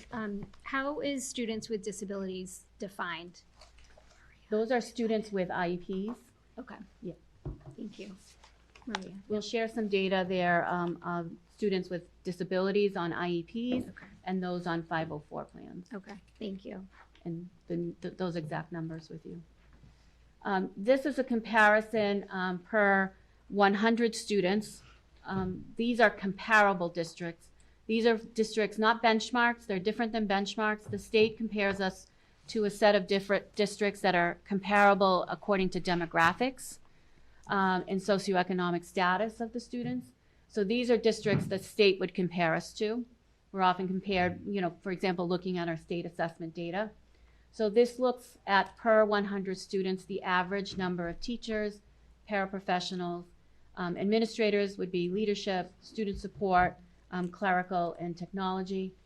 You'll see that in most areas we are in the middle in comparison to other districts. Technology would be the area we might be more down at the lower end.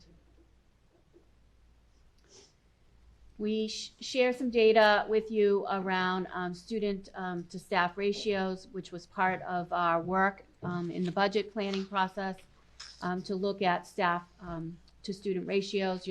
The numbers are the numbers of students in those classes average, and the number in parentheses are the number of sections. So for example, at East in the kindergarten, the average is 21 students, and there are 3 sections. So the average for our elementary schools is about 19.9, and there are 84 sections. We also did the same thing for our middle school and high school, looking at departments, the average sections, and the average class size. We took the number of students in those classes and averaged by the sections to get some class size averages to help us in looking at the use of our resources. For special education, you'll see the number of IEPs per school. You'll see the percentage of the total of the population and the number of 504s per building. You'll see by school again, graphically represented the number of students who have IEPs, and then as well as the number by grade. You'll see that the number sort of starts smaller, this is a common pattern. You'll see students identified in elementary, and then as they move into the secondary program, there is a smaller number as you move into high school. How do those numbers compare to our benchmark towns or the comparable districts? I would say that they're seeing similar patterns around increased numbers. You'll see that those middle grades certainly had an impact on COVID, by COVID, and led to higher referrals and identification of needs. Do you want to add anything, Barbara, to that? No, I mean, I don't want to say it's not remarkable from the standpoint when we're compared to other oh, I forgot about the mic, sorry. When we're compared to other districts, but the fact is the pandemic has had an enormous tackle on our students, and you can see as they go up. The biggest places we see students leap onto IEPs tend to be 4th grade and 7th to 8th grade when the study habits change and the amount of work multiplies. But in addition, then we've had the pandemic in which you add the mental health issues that have occurred, anxiety, depression, and so forth. So you can see there's a lot in those early grades. And that will move up over the next few years, provided we don't have another pandemic. We don't want another pandemic, but you'll see that move up and hopefully move away. Okay. Do you think those are issues that should have been identified earlier? Or if you take the pandemic out, should they be identified in earlier grades, or is that typical to have that many at the middle school level? I would say that a number of these students wouldn't be on IEPs if the pandemic hadn't fallen when it did, how it did, and for the duration that it did. Okay. And the fact that the teachers worked very hard and I wasn't here in this district at the time, but I know all across the state how hard the teachers worked in virtual settings. Yes.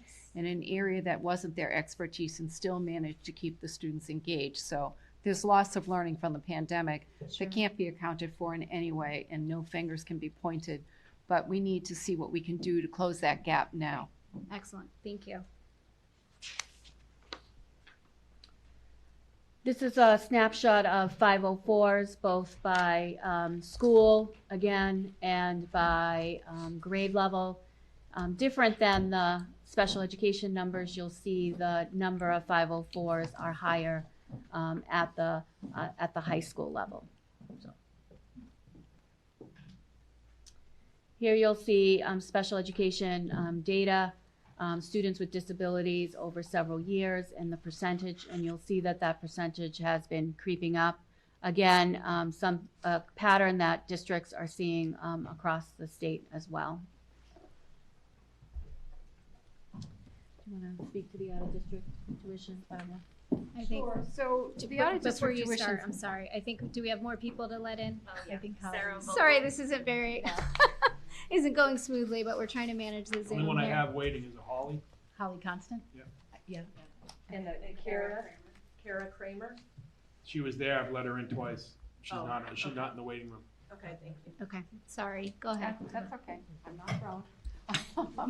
So you can see the out-of-district costs have begun to really escalate, and that is because tuition has escalated along with the number of students. And it's not necessarily you say, well, from 23 to the projected 24, how is it the number goes up and the students go down? Well, the cost of the schools have risen. Aside from what Dr. Adams spoke about, last year was a 14% raise across the board and 4.29% this year. The issue is that a lot of schools are also reorganizing. And when they reorganize, aside from what the state has given them, often they're shrinking their populations, increasing their faculty, and increasing their tuitions. As a result, we have a number of students attending in our district in schools that can run over $350,000. You would think that that sounds like a condo, but it's not. These are not luxury settings. These are places that our students truly need that we cannot provide in our district. In addition to the fact that we have students who are in placements that are expensive and they get more and more expensive every day, we've had a number of students move into the district who were in private schools, private special education schools, before coming to us, and under the law, when they come to us, we have to assume those tuitions. And so we have some tuitions that are over $300,000 that we inherited, you might say. And these are things you can predict as people move from the spring and summer. Sometimes we don't even find out till August. Right. There are some rules, just so you know, and not necessarily pertaining to this, that up through April 1st, if a family has not moved prior to April 1st, we might assume it, but if they move after April 1st into the district, the district they're coming from will be responsible for that tuition for 1 more year. So it's really important, that move-in date, as we look at it. But the fact is, the schools are costing so much more, and the disadvantage you have here on the South Shore is the students on the South Shore need programs just like the children in the western suburbs or the children in the Boston area proper. That's where all the schools are mostly congregated. As a result, they can't always travel to them because there are time limits for their travel, and sometimes they have to wind up boarding. So there's a host of reasons why they keep rising. What I'd like to do is have a plan for how we can keep our children home with all of us in our community where they can learn and grow to be part of our families. Wonderful. I was going to ask about that, if there's a plan or if someone's looking at how to move that programming into the district. Wonderful. We're looking Thank at you. all the children, what their needs are, what we can build. I've always said that you cannot have a party of one. We can't have a single child that has a constellation of needs and they don't have a like peer to socialize with. Sure. So in those cases, we might not have an option. But where we can have options, we have to figure out how we build capacity in the district between the faculty who have the talent, our families who want our children home here in the community, and then just it's what's good for children. Agreed. And in many cases, I would just add that these programs are programs that the students need and the families need, and it's our responsibility to provide those as a community and as a school district. So while we will continue to work to build some programs in district, there are some students who we will never be able to meet their needs, although we will certainly continue to strive to. We're beginning to do some work around establishing a group that will look closely at SEL needs.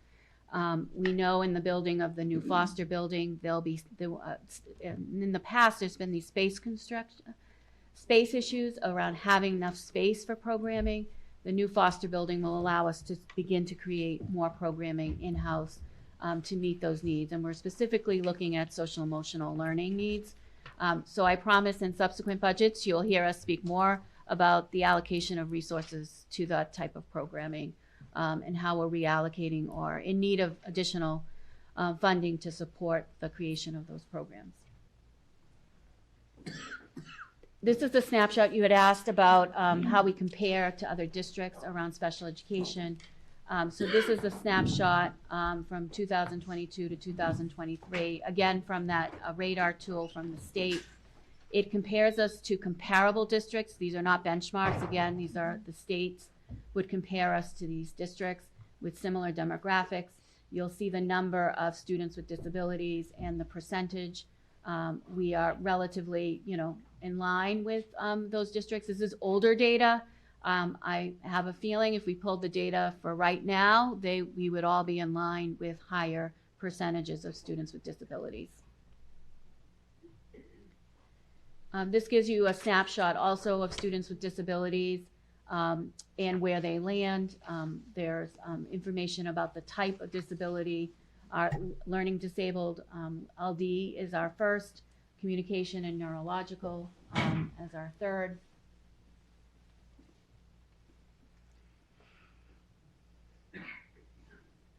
We find this really interesting, and if you look at it from a big picture, this shows students with disabilities. The orange are the number of students identified for services by grade, and then the blue are the numbers of students no longer receiving services, and it shows you by grade those in orange and blue. This is an average from 2019 to 2022.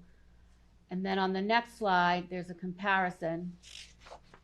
You'll see a comparison, I can't remember the years, 2022 compared to that average. So you'll see in 2022, the darker orange is 2022, The lighter orange is the average. And you'll see there are some spikes where we were identifying more students. We believe that is an impact of the pandemic and shows that we identified more students in need of services. And you'll see that reflected in some of our drivers in speech and language services, increased need for testing supports, as well as BCBA, what we would need for behavioral health kind of supports.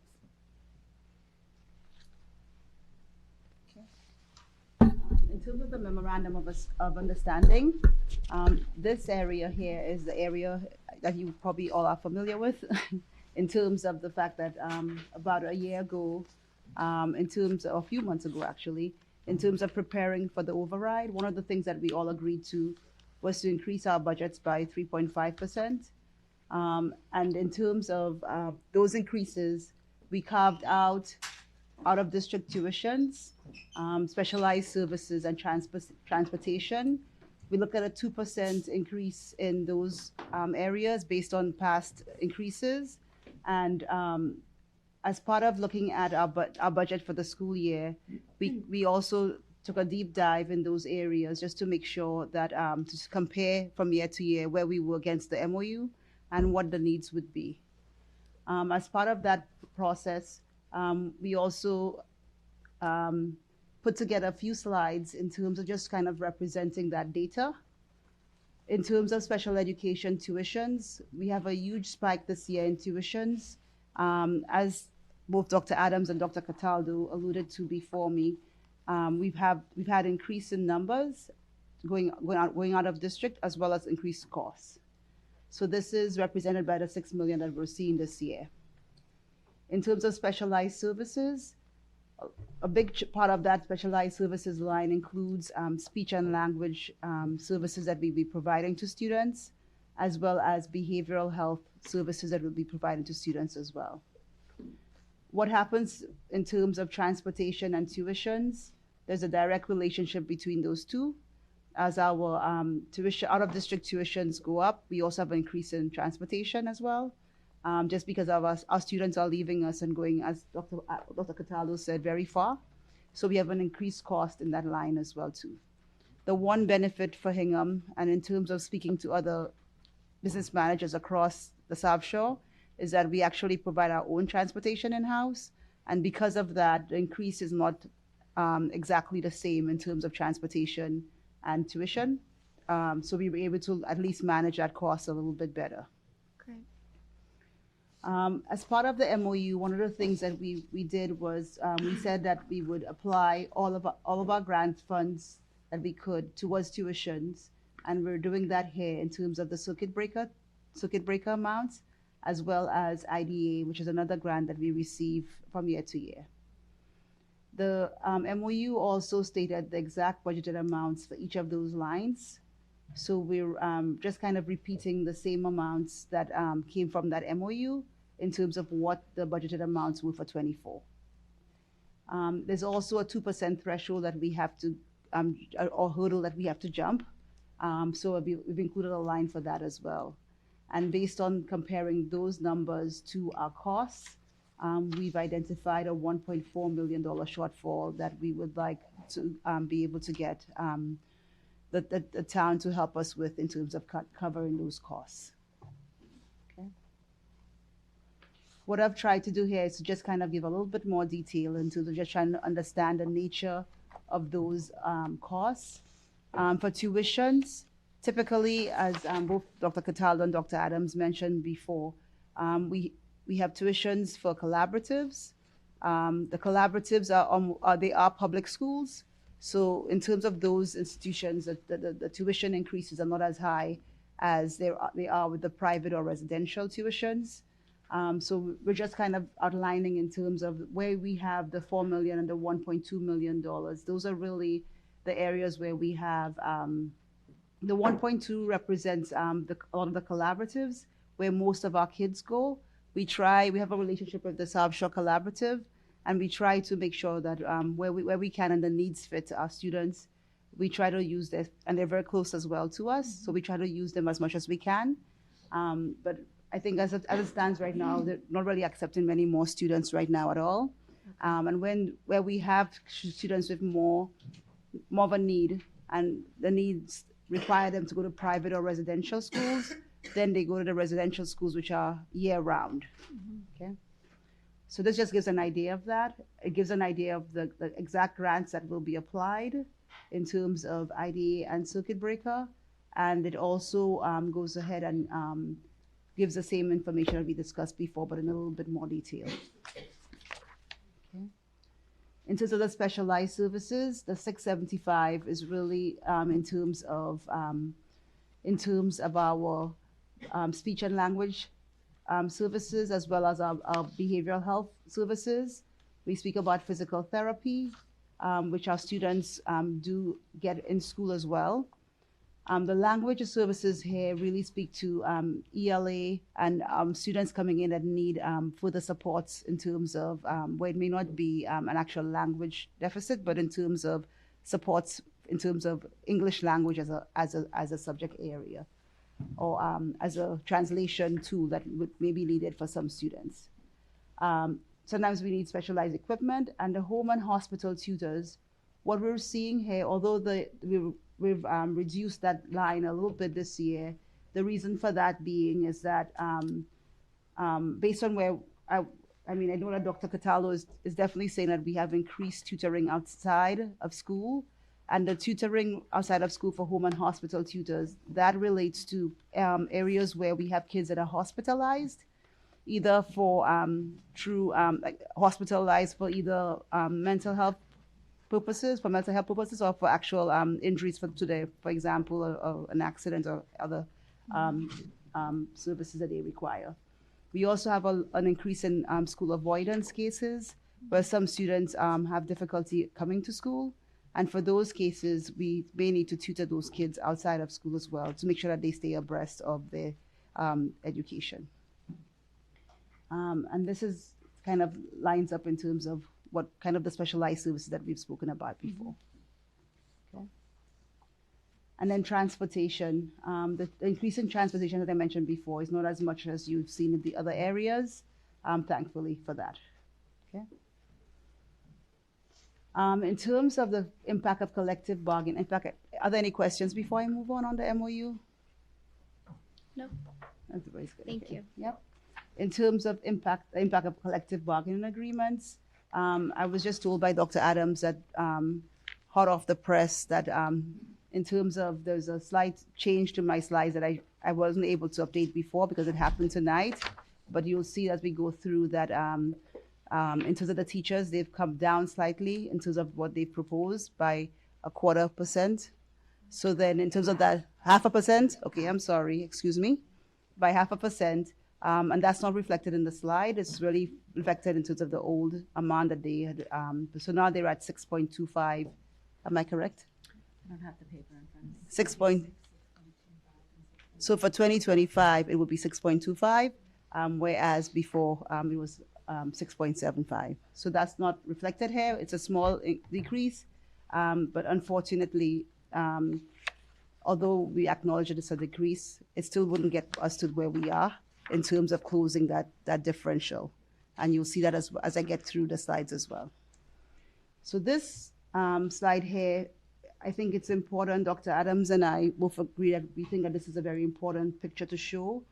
In terms of our teachers, you'll notice that more than 50% of our teachers, well, just to go back one step again, in terms of the way teachers are paid or their salary is based, it's normally based on steps and lanes.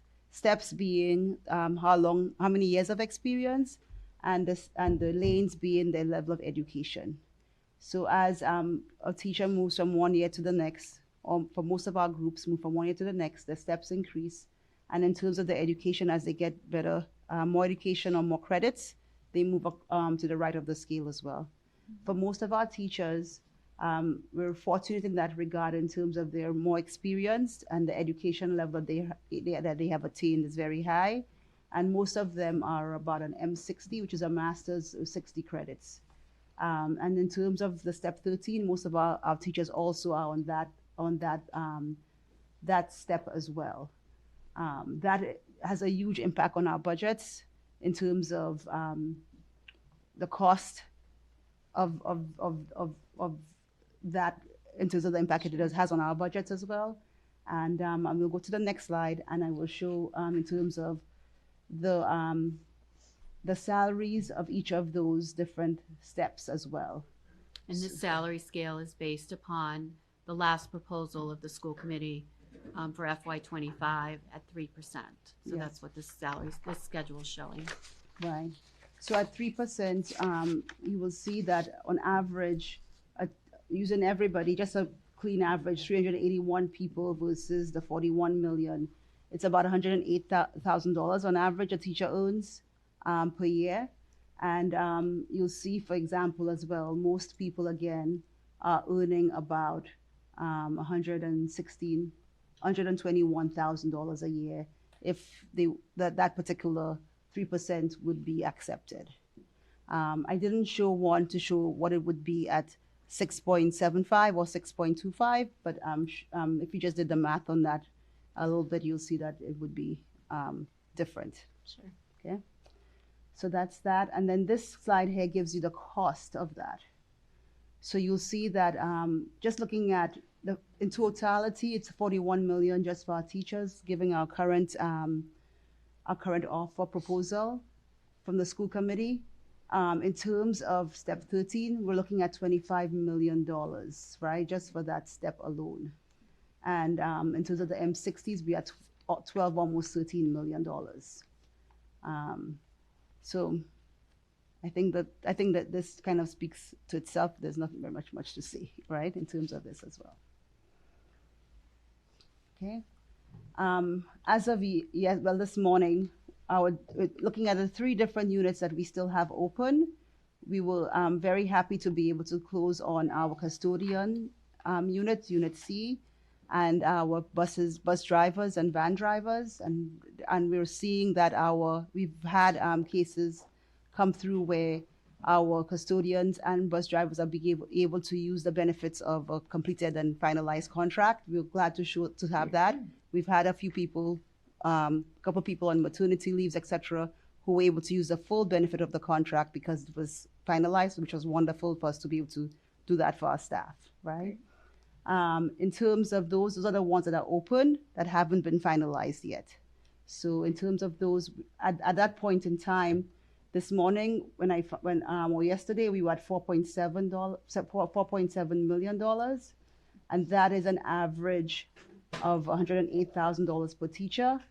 And if it is that we will, at this point in time, I think Mrs. Nee, one of her questions yesterday to the committee was, if it is we were to say yes to our teachers and our Unit B and our admin assistants, what would that mean for us in terms of our school budget?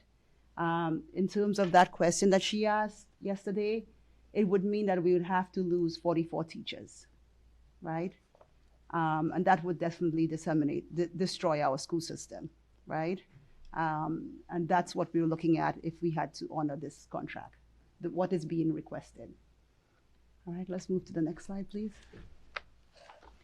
So in terms of those contracts, this is just looking at those union contracts within our district. We're looking at $51 million costs. This does not, however, include all of our personnel costs that we have to bear as part of our budget. In the next couple of slides, you'll see that our personnel line is 81%, 82% of our budget. And so in terms of very small increases in the costs has a very big impact in terms of what we can do. I probably wait for any questions now, or I don't know if there's any questions on the slides before we continue. All right, let's keep going. Keep going? Thank Okay. you. Yep. So here, what we have shown here is that we've shown the actual financial 25 budget, and looking at the comparatives here. One of the things that I'm working on doing as well is trying to probably update this a little bit so that I can give you a better comparative, because what I've done is that I've moved things a little bit around in terms of making them more in line with our end of year reporting.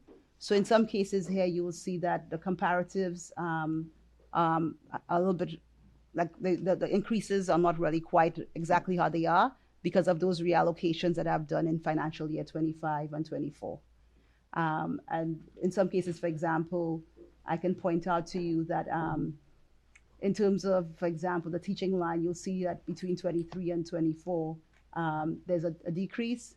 That's more of a reallocation between special ed and regular ed, and some of those differences as well. And I can go into the specifics of that if you need as well too.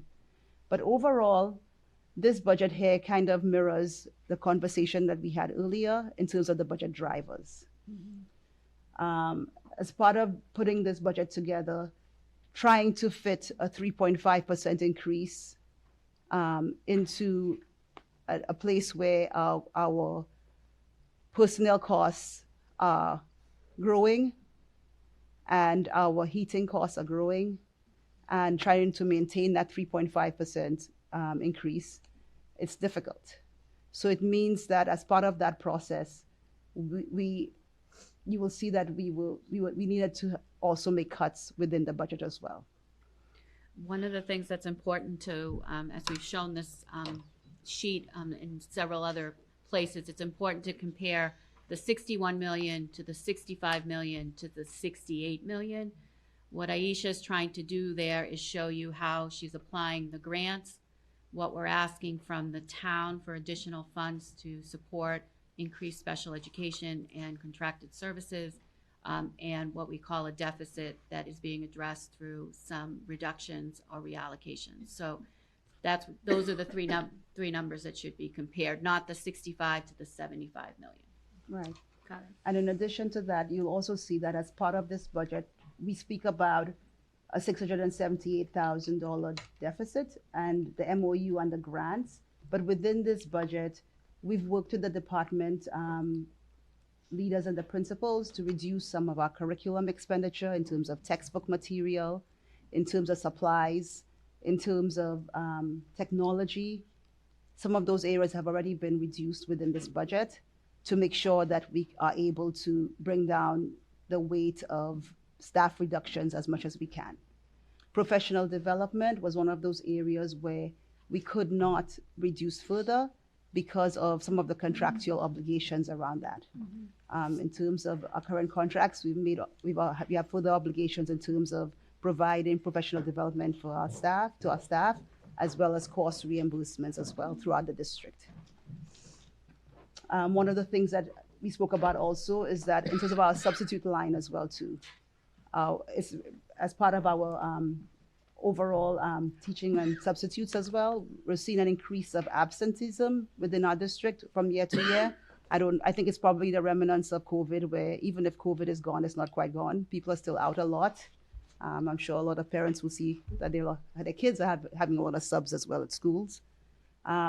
So you find that we have a lot of absenteeisms, and that has driven our substitute line as well over time. In terms of our tuition at the bottom, our tuitions at the bottom, that has also increased, and that's the bottom part of the special ed line here as well. So I think this budget we've spoken to those drivers, and here you're just seeing the numbers next to what has really increased over time.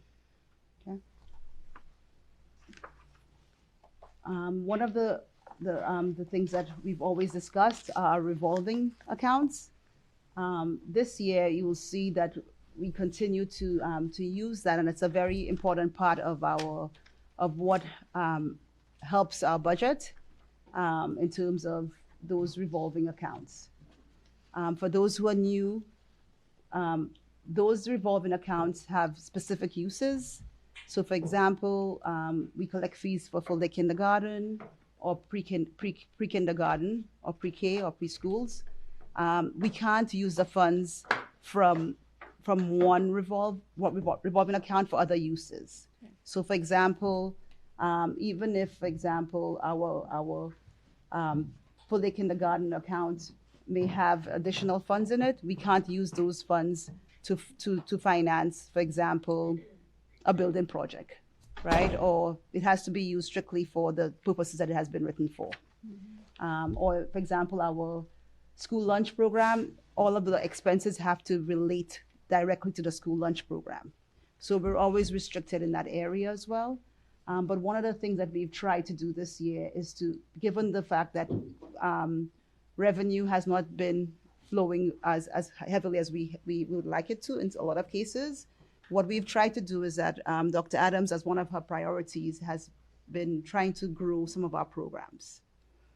We have, for example, the preschool. Sorry, it's a bedtime. I wish for someone other than you. For example, our preschool.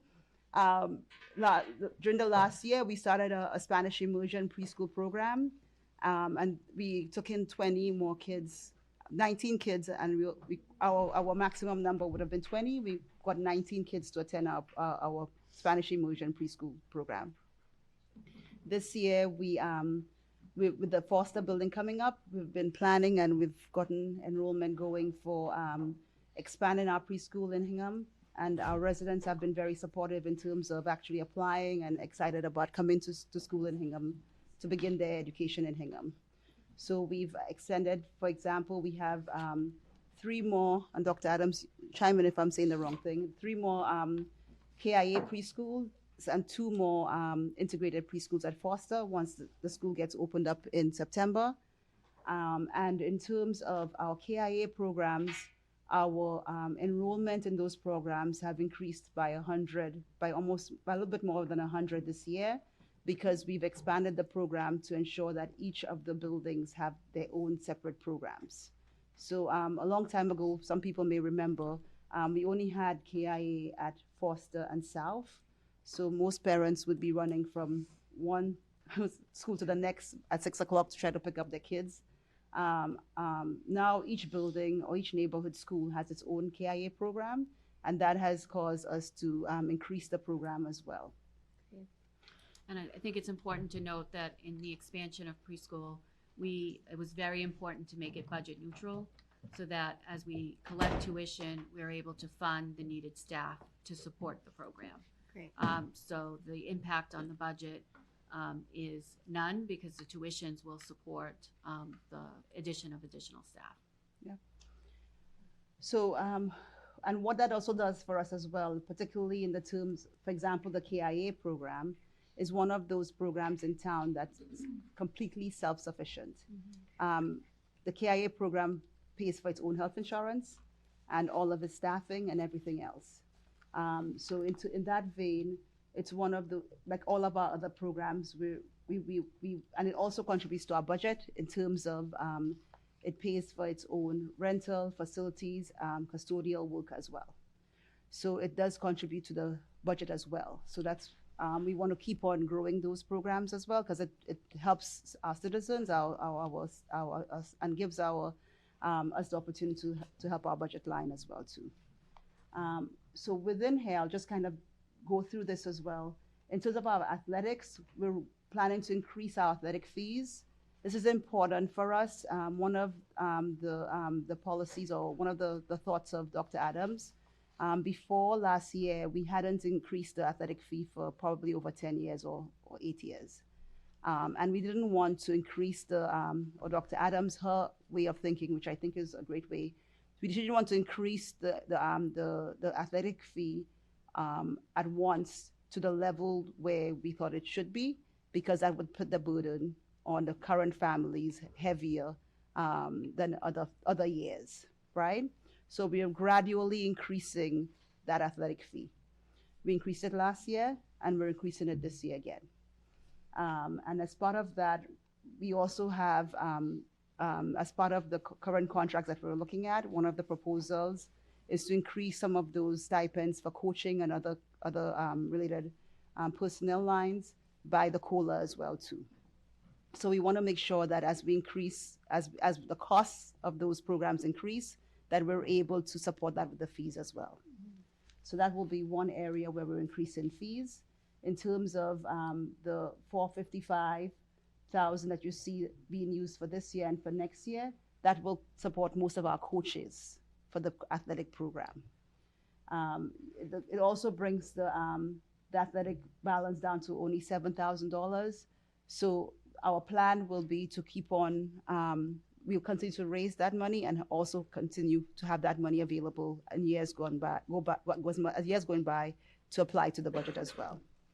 If I can just ask on the athletic fees, how does Hingham compare to our surrounding communities? Very good question. So, so in terms of in terms of Hingham, what we do have is that we have 80% participation in Hingham in athletics, and we have a one fee program, and a lot of our districts, other comparable districts, also have a per sport charge, or sometimes it may be multiple sport charges, right? So in terms of your question, we compare, right? And we're right in the middle in terms of where we should be. And in some cases, a little bit higher and a little bit lower, but right in the middle, okay? So what we had to do in a lot of cases is that we've had to, because most people look at their athletic fee as a per sport one, we'd have to like kind of multiply across and try to figure out where it is, etc. But we're in the middle, okay? So we looked at that data as well. In terms of our building and rental fees, we're also increasing that those fees as well this year because our custodial rates are going up, and we want to make sure that our fees are in line with those costs as well too. That will go up by another 5% this year. In terms of the field use, you'll see that that line is there's no plan use for that. Our plan here and the school committee's plan in years gone by and this year as well was to hold this money in this account for when our turf field will need repair, and that will be where the funds will go towards. So we don't really earn any more income or revenue in this account anymore since our relationship with the rec, but we have, in terms of this balance here, just kept it stable in terms of when the turf field will need repair. Our middle school activity account, that's kind of no changes here. The preschool tuitions, you'll see a huge increase in terms of how much we're applying to the budget this year. That would be some of the initial costs that we will need to start some of those programs this year, in terms of whether it be buying materials for the classrooms, etc. Driver's Ed was one of those programs that was coming to an end at one point. We've been able to bring it back to life again, and it's beginning to contribute to the budget as well right now. So we spoke about Kids in Action. The school lunch is what it is in terms of that. We now have free lunch for all within our schools. So that has increased the revenue capacity in that area. But because that line is very specific in terms of how we can use the funds for that account, it's very difficult for us to make a big dent in those funds, but we've looked at other creative ways to look at that as well. And for the kindergarten, last year we asked you to support us in terms of reducing that tuition. We did that for our newcomers to Hingham, our new kiddos coming to Hingham schools, but we have decided, and the committee, I think, will probably go along with that in terms of keeping that tuition this year the same until we get to a point when we can afford further reductions. And that's where we are. Okay, thank you. Next one. In terms of this slide here takes a look at our grants and our revolving accounts. It kind of puts it all together so that you can see in terms of how much, it kind of summarizes that those last three lines at the bottom of the budget summary in terms of all the grants. At the top part of this sheet here, I know it's a lot of data. It includes all of our special education grants that we receive from the state or the federal government, as well as the revolving that comes in from those revolving accounts we spoke about. And then the bottom section just kind of speaks more to those other grants that we get as well too.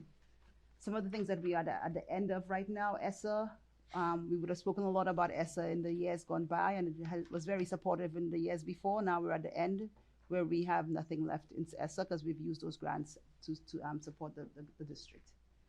In terms of, I think those are the main ones that we have here. I think I've spoken to most of the revolving. In this graph here, for those of you who've been tracking this graph, some of the adds this year would be the MOU number of the 1.4 million, the deficit number of 678 that we spoke about earlier, and we will provide more information on. And we're adding one more revolving account here, which if this committee agrees to that one, it would be a high school activity fee that we're hoping to implement this year. Okay. I think we spoke to all the fees now, so that's just a summary of kind of recap of those fees.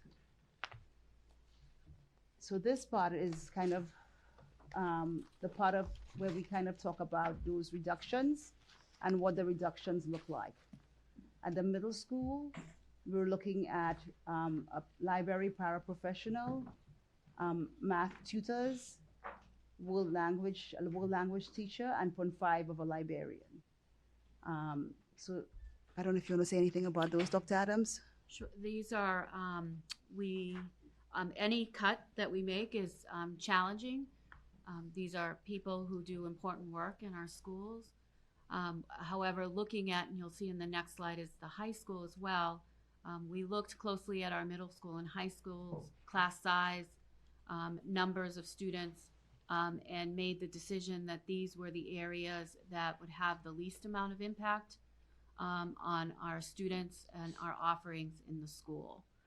So that was why these were chosen. We've been asked about the math tutors and the importance of math in the middle school. There are some additional math teachers that provide, we have 9 math teachers who provide direct math instruction. And then there are some additional math teachers that can provide math additional support. So we feel that this reduction won't impact our ability to provide some of those supports.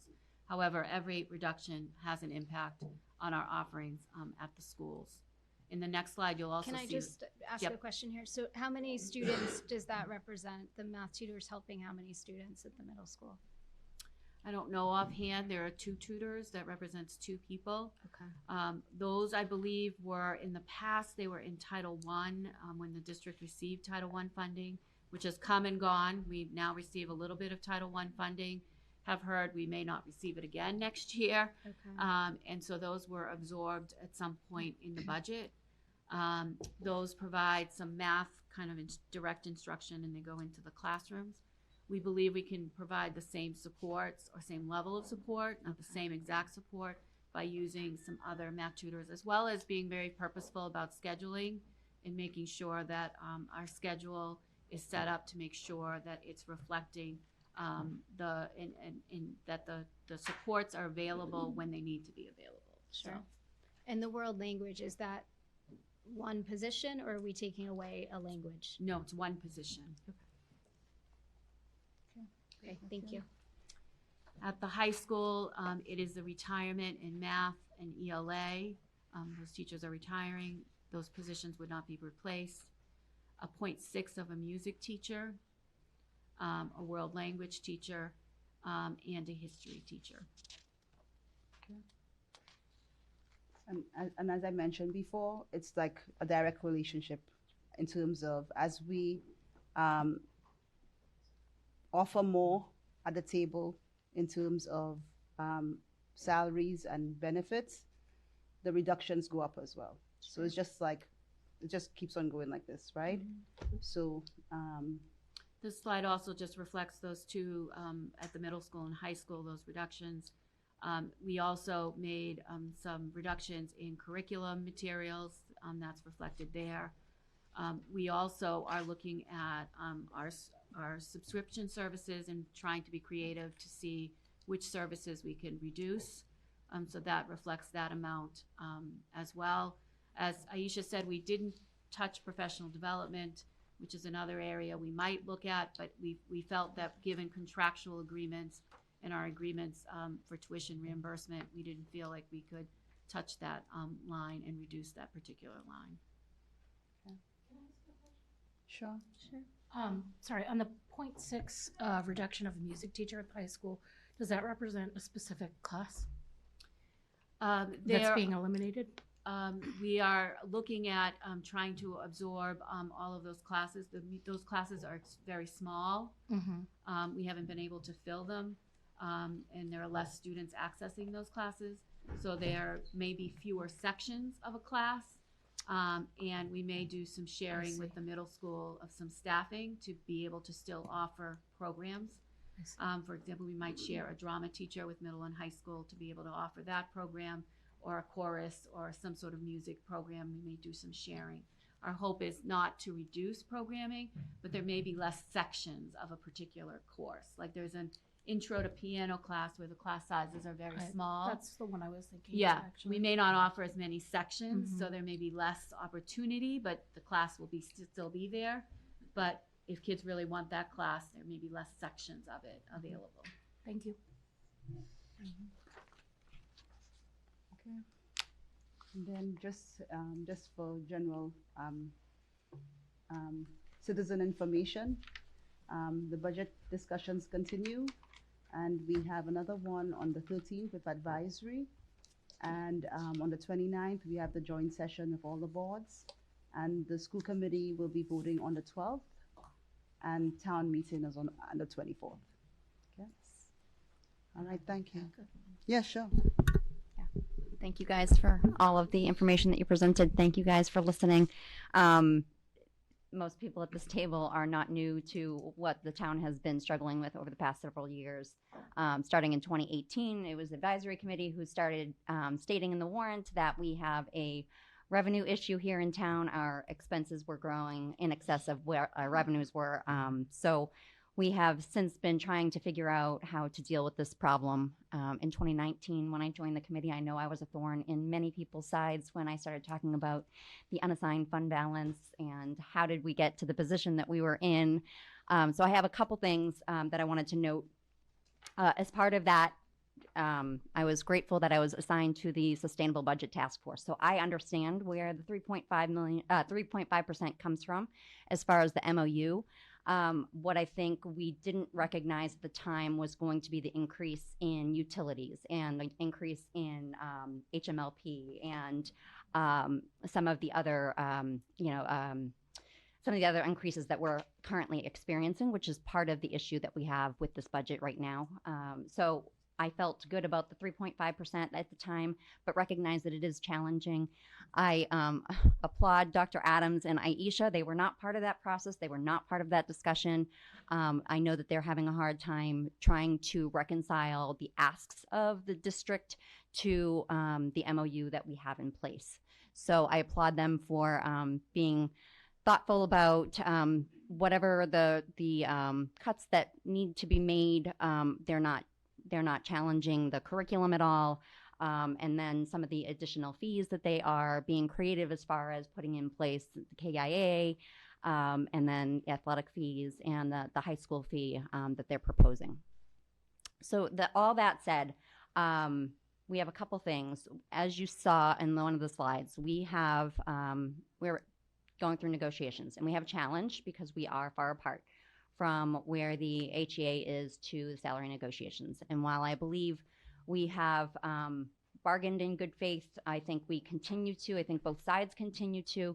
There are questions that come up, so I know that this is a time that you usually ask us questions, but I'm going to put a question out to you because I feel like I am answering the question. It's not necessarily my purview, but I want to make sure that I'm answering it correctly. We have been hearing the idea about possibly using the unassigned fund balance. I recognize that that had been at a high percent pre-pandemic. We have been thoughtful about how we were using it. The town went through a process last year on setting up the stabilization funds so that once the override was passed, we have these stabilization funds and we are using the unassigned fund balance to set those up. we have a town policy. It's the 16 to 20% that the advisory committee goes through every year. I was listening in on the last discussion, the time that they were talking about their policies. So I have been putting out this information, but it might be beneficial to hear it from you. What the ask is that could we use some of the unassigned fund balance to cover some of the additional costs if our contracts were to close at a higher rate than what we currently have budgeted? Could we use unassigned fund balance to pay those additional salaries until the point that we can get to another override? I recognize that in this town we scrubbed through the revenues and came up with all different ideas, and we're trying to put in place some of those things. But at the end of the day, the only other lever that we could pull last year was pulling together the operational override. But that has been a question that has been posed to me. And I've been speaking for my knowledge based on where we are, but I thought that I should put that out to you to make sure that I'm not misrepresenting what the town's position is and where we could go with that. And so that was one question. And the second thing is one of the asks, one of the offers that have been made in salary negotiations is parental leave. And we are seeing this across Massachusetts. We see that other districts are putting in place higher paid leave for not necessarily just the birthing parent, but parental leave. So the father or adoption times, things of that nature. So we have an offer on the table to increase the amount that we would allow the employees to take as far as parental leave. It's a stepped up approach currently is what our offer is. They would be allowed to use some of their accrued sick time, and then over time we would pay for that over the 3-year period. We would pay up to 8 weeks by the end of the 3rd year. So the 4th year. So we would look to the town to ask about whether we could partner with the town to enable us to do that. That would be one area. And the other area that I am constantly hearing feedback on is when it comes to salaries and some of the frustration that some feel on the salaries is that while they may be well paid compared to our benchmark towns, we have a town where our health insurance is not comparable to other towns. And this is what makes it challenging to try to make sure that we're paying enough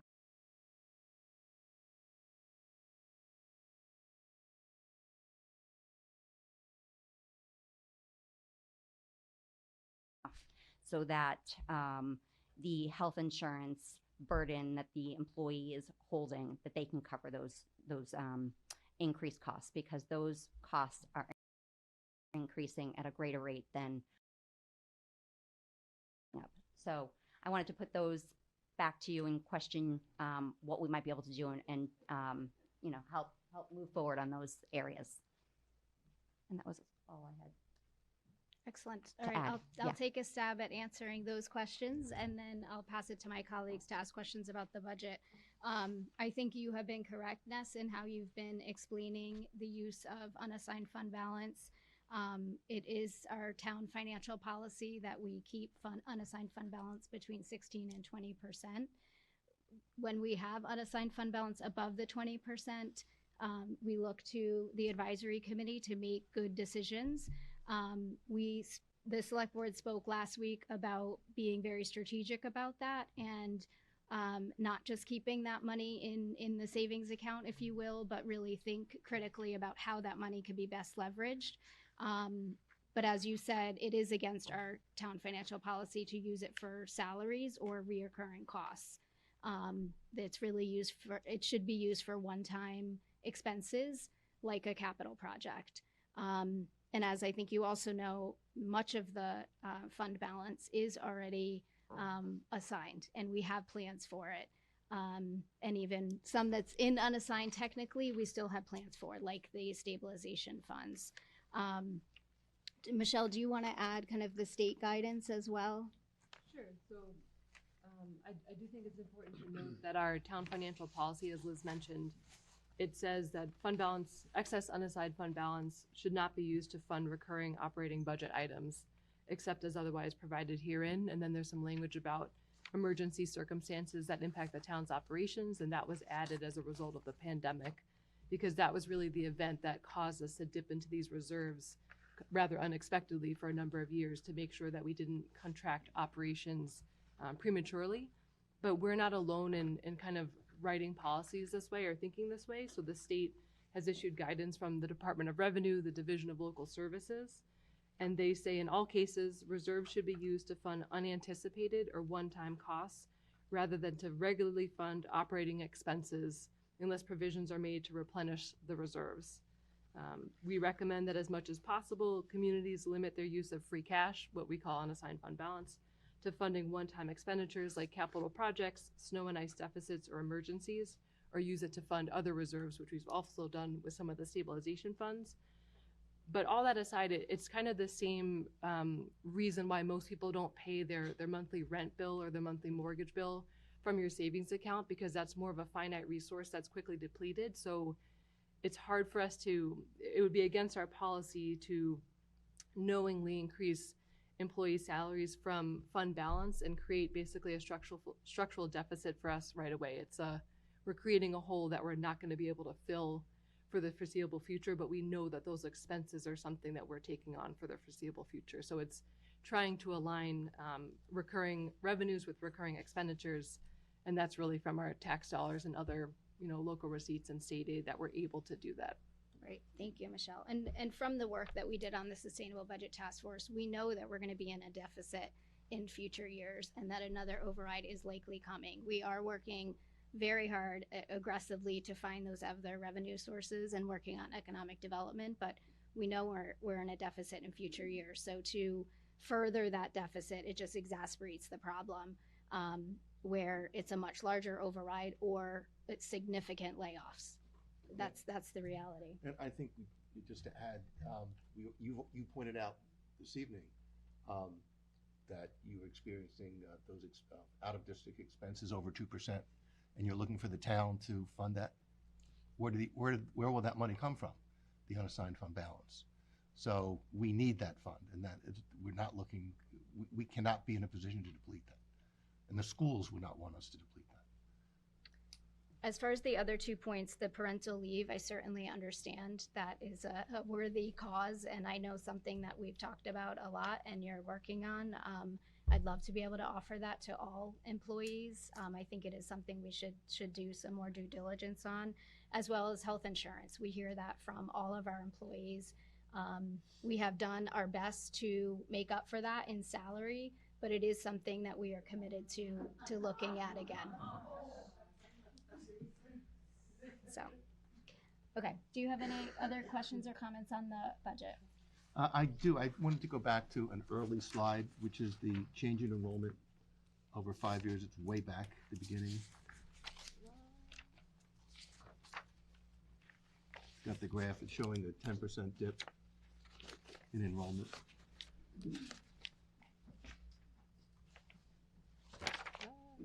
It's slide 16, I think. Can't see the numbers. Oh, sorry. I don't see them here either. Just tell me when. You want me to just escape out of this? No. I think it's 16. Keep going. 16. There we go. Yeah, Yes, thank you. yeah, you were almost there. And for me, that is one of the most important slides because it speaks to the future of where the schools are going. And I've got a couple questions. To what extent is the dip in enrollment a demographic situation where we're seeing fewer school-aged students in town, or to what extent is it voluntary that we have the students that they're leaving the schools or leaving the public schools? I think the transition point is where we're losing some students between 5th and 6th, a larger number between 8th and 9th. I think that families have means and they, in Hingham, and are sometimes choosing other options, private schools. It's interesting, we just did some preschool lotteries on Monday, and the amount, I mean, we went up to 50 on a waiting list for one classroom. So we had one full day classroom at East, and do you remember, I think we were up to 55. It was huge, 50 for 8 slots. So there is an enormous interest and need for early childhood, affordable early childhood programming, and full day kind of options. So we were floored by the number of young families, ages 3 and 4, in the community. So we may see ourselves with larger elementary numbers over time. We're interested when Foster opens. Matt Shifley, the principal there, will say that he expects enrollment to increase. It will be interesting to see how that pans out, but we were quite surprised by the large numbers for the preschool interest in preschool programming. We could easily fill 5 to 6 more classrooms with the numbers we've seen on Monday. And I think that's like one entry point in terms of trying to build back the schools. I think by Dr. Adams implementing those new programs, it's a way of trying to bring people into our Hingham public schools as well. So that's one positive, I think, in terms of that. At the same time, the drop in enrollment is also, we're seeing increased needs. You saw those numbers in special education. Yep.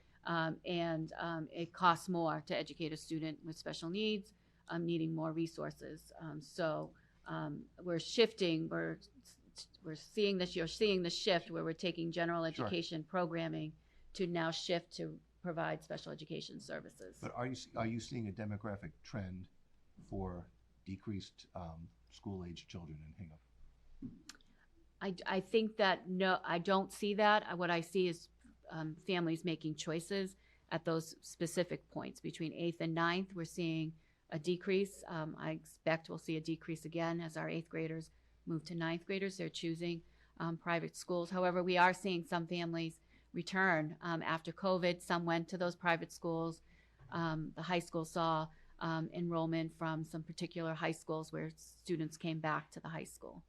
And so we're trying to do all we can to add additional programming and highlight the high school as a great place. We've added some dual enrollment courses which allow our students at the high school to take a high school course but get credit for college credit through Quincy College and some other opportunities, other local colleges. So creating some pathways where students can sort of showcase in the arts or in technology, engineering, and creating other pathways that allow us to say, we have something special that other private school may not have to offer. Our athletics, the offerings that we have in athletics we should be very proud of all of the offerings and the amount of students that are engaged, the activities and the clubs that are available. You're not going to get the same in other private schools, the amount of offerings and programming that students have. And I think that's also our desire, is to maintain as much of that programming as possible as we continue to talk about deficits and lean years ahead before another override. So trying to maintain that as much as possible, but recognizing what you're saying, that our enrollment is decreasing, but our needs are also increasing at the same time. Got it. I think I'm going to let others have a chance to ask questions. Bill, do you have any questions? Thank you. Yeah, good evening, everybody. Aisha, can you confirm what the total cost is for out-of-district placement? Was it $47 million? So in terms of the out-of-district placements, we're at $6 million. Oh, $6 million. Okay. And do we know what the average is per student? I would say that the average is. I can't give you the average. I can tell you that it ranges anywhere from 50,000 to about 360,000 per placement. Remember that out-of-district cost includes students who might be in private out-of-district special education settings and the collaboratives.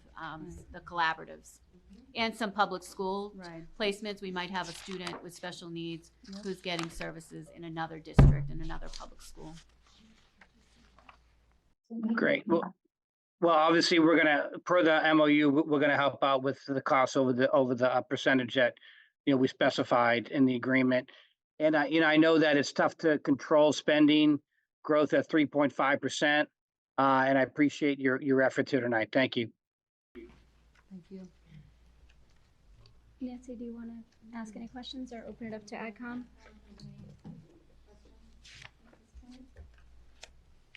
Dina, I'll start. Hmm. Looking at your revolving funds, I would look at them almost like the, in a way, like the fund balance, because you've got money coming in and money coming out.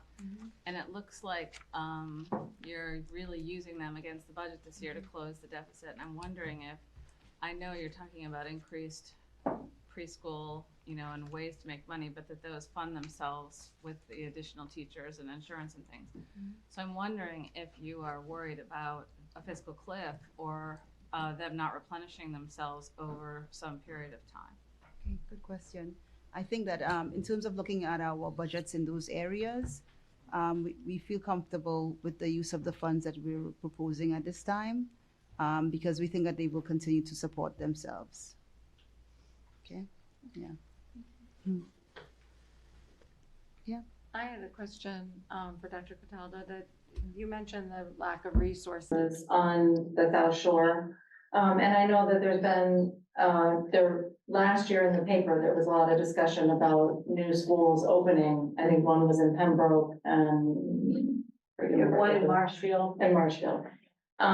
Will that help us with transportation costs? Will it help us with some of the burden that's on the families right now? Sure. Provided the students' needs are what are being offered by those schools, then absolutely, because there are limits when we transport our students that they're not supposed to be in a car longer than an hour. So just by virtue, I don't know, if you get on Route 3 in the morning, I come down and sometimes it takes me an hour and a half. So think about it. What direction you're going. I think it's both directions now. But think about our 6-year-olds sitting in a cab or a transportation vehicle for 90 minutes. So that's why there are limits on the transportation. I realize, as I said, the western suburbs have some advantages because there seems to be schools in everybody's backyard. You have less of that opportunity compared from 2011 when I was last here, 2016. It's more plentiful, and I think you will continue to grow, but they all take time. So I think what we need to do is look inwardly. Certainly, are there students that we can think of in threads of programs from kindergarten to high school that we can develop and grow those cohorts of students that allow the students to remain a part of our community? I'm a huge proponent or advocate for keeping our students home. Well, and there's a couple of reasons why, and I don't want to take too much time because I know it's late in the evening, but the reality is when our children get in these cars and they go off, they're disconnected from the community friends they might have. Over time, those community friends become more and more distant. The problem is that they're coming home sometimes 4:30 in the afternoon. And so while their classmates have been to soccer or lacrosse or the theater or music lessons or whatever they might do, these students are coming home after those events occur. And even though by law they're entitled to participate, if they're in a school that's far enough away, then they don't get to participate, which means they're much more isolated when they come home, and unless a parent or guardian can facilitate that arrangement. The other reason I say too, again, to the friendship, it's really important that these children have peers in their communities that they can be friends with. Well, if you have a child that is, I'm going to pick a place, Lincoln, and you drive up an hour and 15 minutes to Lincoln North, and somebody from the north drives down an hour and 15 minutes, I guarantee you under Murphy's Law that those two are going to become best friends. And now on the weekend, you are responsible for getting them together, which is really, we're talking a 2.5-hour commute for someone. So I think it's really important that we find a way to show our children, model for our children, that it's a very inclusive community. They're part of our community, we own them, they're our future, and we really have an obligation to make sure we fulfill that option. Thank you. Just Dr. Adams, you mentioned that you foresee some additional capacity in the new Foster School. So how long does it take to ramp up a programming, assuming, and I'm making this up, I have no idea, but if you say it's 15 or 30% of the kids right now that are traveling out, that we could accommodate given the space, like how long does it take to build those programs to actually absorb those students back into the schools? So we are starting specifically with a focus on SEL and behavioral health. I mean, that's predominantly the students we're seeing of need and that we need new programming for. We were reluctant to consider beginning something this fall. We may not have a choice because of some increased needs, but we are concerned. We want to make sure that Foster building opens before we promise to add additional classrooms. We're already adding additional preschool classrooms, and we're, I'm going to knock on wood and pray that we're open on August 16th. So we were reluctant to add additional programming for next year. However, we may not have a choice in some of increased needs that we have of students. We've gathered a small group that we're going to add some principals to begin to investigate SEL programs and begin to look at the research, what makes the best programming, what's the best staffing models. We put an all call to local districts to see other programs that we could visit and learn from. I even had another superintendent say, if you start a program, let's figure out a way to cost share the program because they are also seeing the increased needs. So there's a need and an opportunity at the same time. But we just felt that we just couldn't jump the gun because we didn't have the spacing available yet. But we're getting started. And as I said, next year you'll certainly hear that we're thinking about, we'll be developing programs for FY26 because we don't have a choice because the needs of our students are there.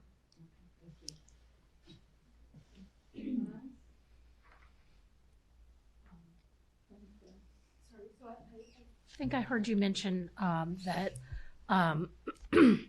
there is a potential with the current negotiations that we would need to eliminate, did you say 44 positions? I think that it was when you look at the number of that gap between the school committee and the union's ask is approximately 4 million. If we add the average teacher salary for FY25, just taking the number of the teacher salaries divided by the number of teachers is $108,000. If you did the math, it's approximately that 40 amount. It could be more because teachers could be at a range of salaries, right, and higher even too, depending on the individual. Is there any? So it sounds like it's all preliminary discussion. Is there any sense of what impact on the students? What positions would those be, and what schools would be impacted? What courses would be not offered anymore? Those kinds of things. So as you saw, if we dig into our enrollment numbers are decreasing predominantly at the middle school and the high school. It's harder to reduce staff at elementary because you still need a first grade teacher. You need a second grade teacher. At the middle school and high school, you would make reductions and you'd offer less courses. You might be offering fewer electives. You might be offering, someone asked about world language. You might go down from 5 languages you're offering to 3. So you would make some choices around particular courses and offerings to students in order to be to absorb that amount of cuts. That amount would significantly reduce an enormous amount of services that we provide students. We definitely have to begin to look at our elementary and many of the MTSS positions. We were here last year arguing that we needed in order to support students. In the long term, it's going to be, as you saw in that academic data, those services we're providing are going to pay off in the long run in fewer students accessing special needs services. We're just in our infancies, but you can see the impact of those services on actual achievement of students. We have to get to the same place with our SEL and our behavioral health. so that it's impacting those students at that level as well, so they're accessing special ed services less. But those are all works in progress. We would be impacting those services that we fought so hard to keep, and you saw the impact of in just a little snapshot of the data. The data is just as impressive when you look into grade level in details of the impact of those resources. Thank you. Just want to quickly confirm my understanding of, so the reductions shown tonight are to meet the current sort of salary projection of the offer at 3% core salary. Our budget is based upon the current offer of the school committee to the bargaining units. And to meet that, that's what we saw there. Yep. I mean, we had to base the budget on something, so we based it on the current projection, the current proposals that have been made. Any further increase in those proposals, we'd have to go back and make reductions. Yeah, just confirming. Thank you. And or money would have to be allocated to meet those needs, that gap. In this competitive environment, it's hard not to look online at other schools' budget presentations for this year and compare them. I recognize that people may categorize things in different ways.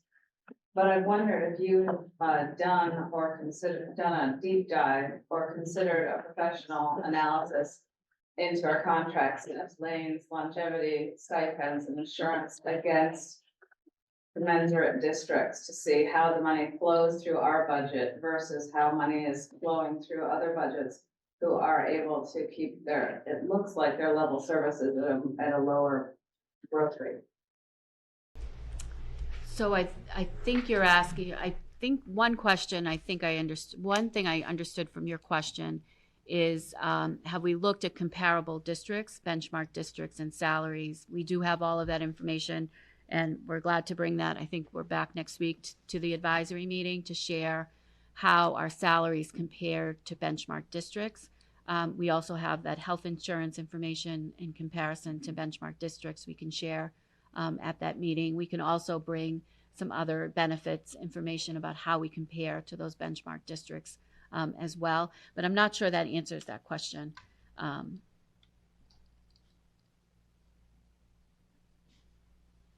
I can pose it better at the AdCom meeting when we have more time to discuss it because it is getting late, but I'm just looking online at these other presentations and their growth rates versus ours, and ours seems high. So you mean the 3.5% growth rate is high? No, I think a lot of districts are keeping to 3.5. Okay. And it looks like we're looking for more than that. Yeah, I saw a group of emails from other superintendents in the local area, and they're asking for increases in order to continue level service budgets of 8 to 12. I saw one, I think it was Middleborough, had 12.7 in order to maintain its level service budget. So everyone across the state, I think if we looked in the newspaper at budget presentations, is seeing increased cost in the same way we are. Utilities, special education, personnel costs, and towns are also have limited revenues and are having to make hard choices as well. So. The other thing to add as well too, sometimes it also depends how Chapter 70 funds come in from the state and how it's applied as well. In terms of, because of our income levels and everything else for Hingham, the amount of funding that we get from the state is not as high as other towns as well. So you may find that, for example, maybe even North Andover, for example, or Andover, they had like huge amounts coming in from the state that they could apply to their budgets that we don't have that benefit of as well. So you also have that equation that comes in as well too. And there was a promises made by the Student Opportunity Act of increases in Chapter 78, and it's not more than $30. For a town like Hingham, it's not more than $30 per student. So the promises of increased Chapter 70 funding from the state never materialized for some communities that do really need it, but doesn't materialize for a town like Hingham because of our demographics.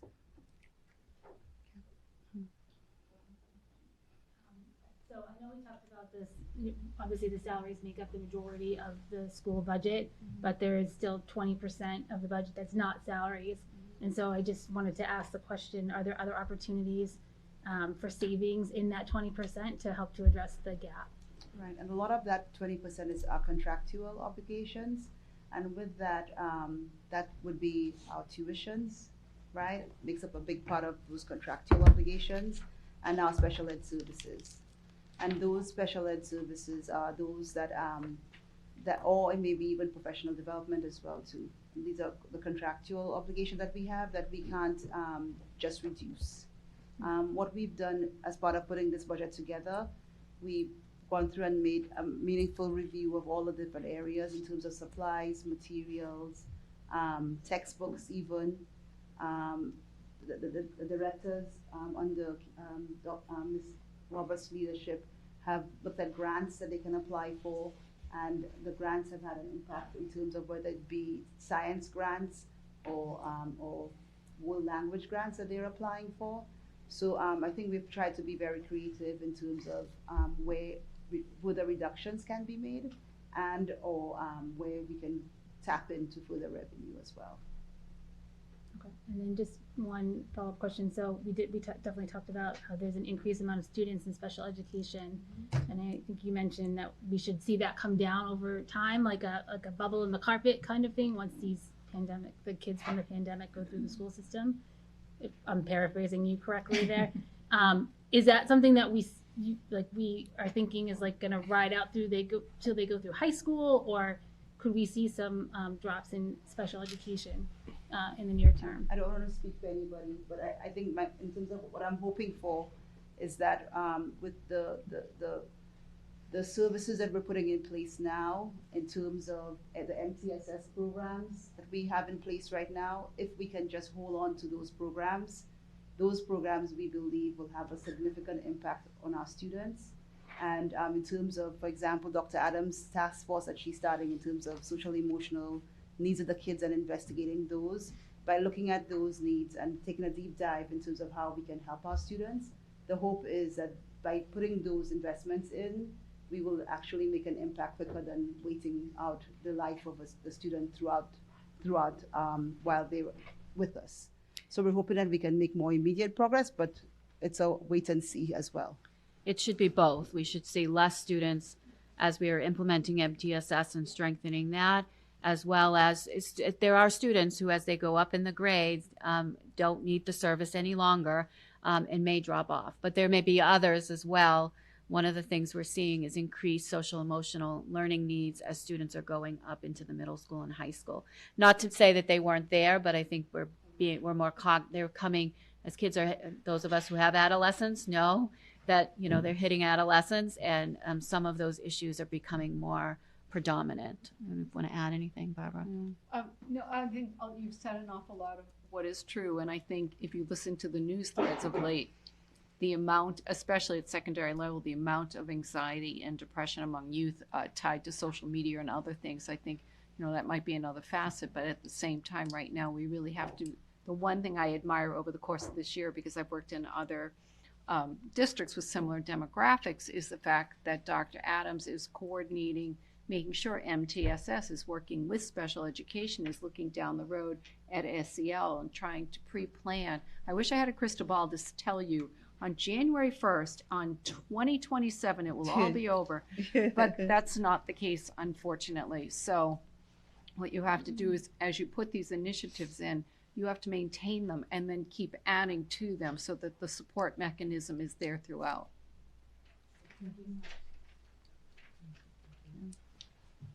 Okay. Good. Ness, did any school committee members want to add anything?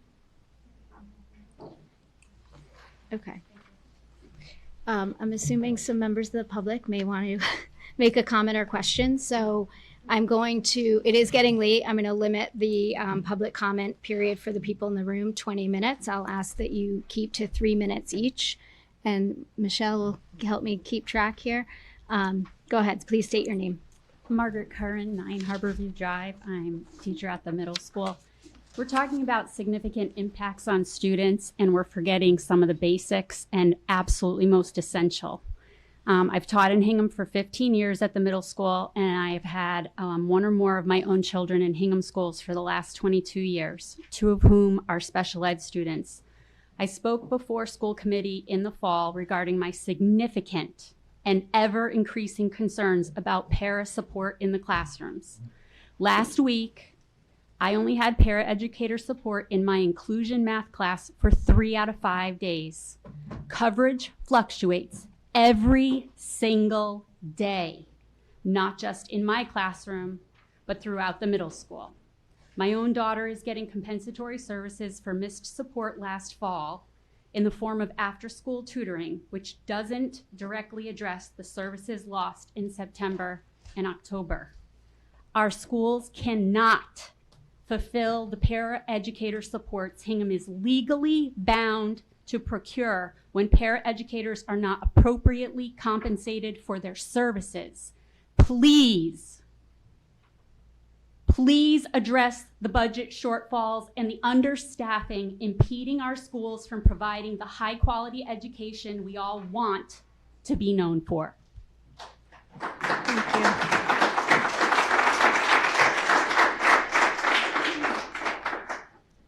Wendy Finnerty, 6 Riverview Road. I'm here to talk a little about, I've been a resident of Hingham for 41 years. We talked about the rainy day fund as being an emergency fund.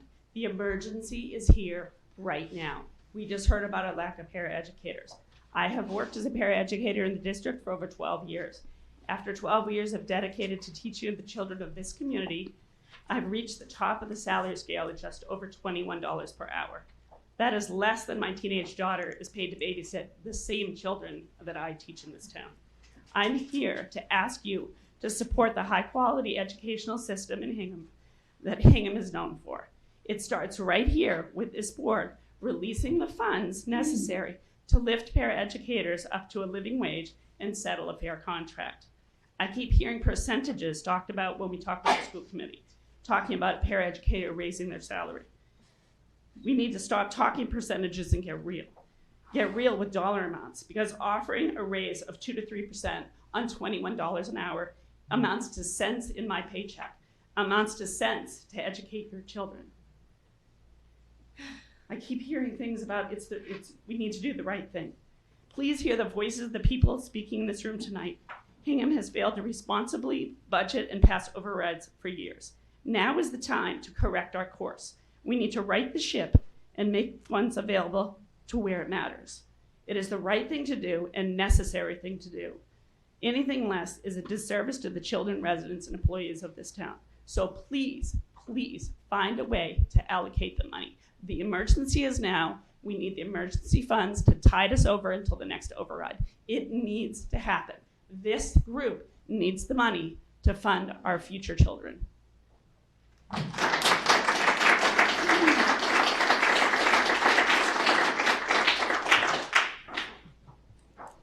My name is Jen Gilman. I'm a paraprofessional at Plymouth River School. Prior to that, I was a early childhood pre-K teacher for 10 years. This by far has been my favorite job that I've ever had in my life. It is challenging and it is rewarding. It's challenging because we all face the same thing every day. I've been spit on. I have been screamed at by children, and most recently been stabbed with a pencil in my hand. I wouldn't take it back for anything because I love my job so much. It is rewarding because the parents are constantly texting me and all the other parents in this room and in this school district that they can't live without us. They'd be lost without us. Thank God you are here. And at the end of the day, we always, always get a hug from the child. And that makes our job worth it. I always feel valued and I always feel appreciated by the teachers I work with and by the paras and by the teachers that we interact with on a daily basis. What I don't feel is valued and appreciated by some people in this room. And it breaks my heart. I moved here like everybody else not for the commuter boat, not for the ocean. I moved here because of the school system. I believe in the school system here. My children were raised in the school system. These teachers raised my kids when I was so sick. They were constantly there for me. And the parents especially. My child was on an IEP. I couldn't live without the paras. It's sad to say, but I don't think I can work here anymore because I make $17.80 an hour. My paycheck is $8 a week, and it breaks my heart. So I just want to say, think about all the good people that you were missing out on in this town that want to work for this school system. These people, they can't afford to work at this job. Thank you.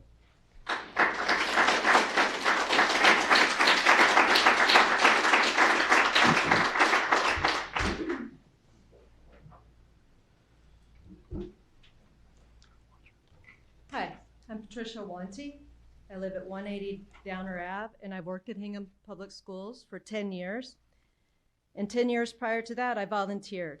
In fact, I worked on the committee to have East School built with my friend Al over there.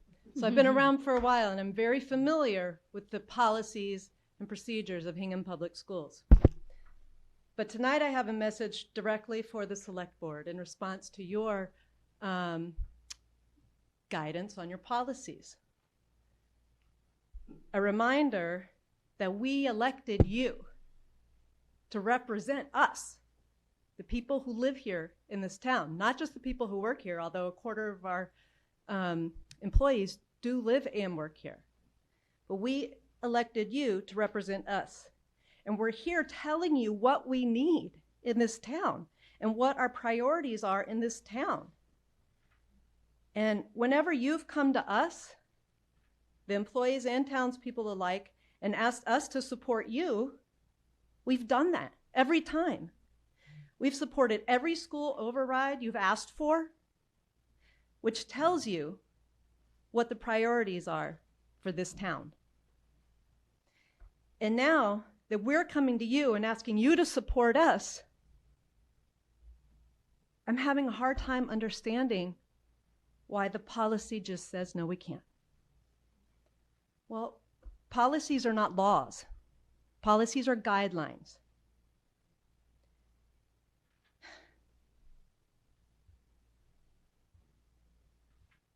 But it starts here, with the board releasing the funds necessary to both pay paraeducators a living wage and settle fair contracts, as well as provide an emergency bridge to allow time for budgeting appropriately as we move forward, not as a means to an ends every year hereafter, but as a bridge to until we can get where we need to be, until we can fix this problem.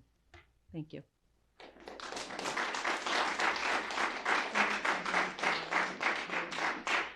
Keep going here. Hi, Cynthia McKeon, 186 High Street, and art teacher at Foster. So I've taught a quarter of the students that have gone through the Hingham Public Schools. I've lived in Hingham and taught here for over 30 years, and twice I voted for 0% in our contract. This time's really different. None of us can afford a 2.5% raise. Inflation is over 3%. You're asking us to take a pay cut. 50% of our teachers are at the top step. Since September 2020, teachers at the top had a sum total of 6% and an increase in their wages, while inflation rose over 20%. Being offered a 2.5% raise now, after we all showed up for teaching the town's children during the traumatic time of COVID, is frankly insulting. This year alone, my town of Hingham health insurance has risen over $3,000. Health insurance now costs my family $14,477 a year.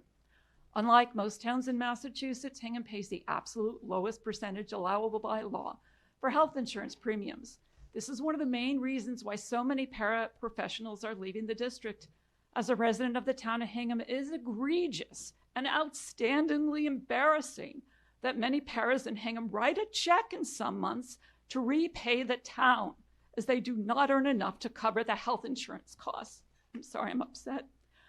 The other night, as the school department went on and on about employee cost of the town in comparable districts, when a teacher called in to ask about the poor health insurance cost share, he was told that it was not a negotiations meeting.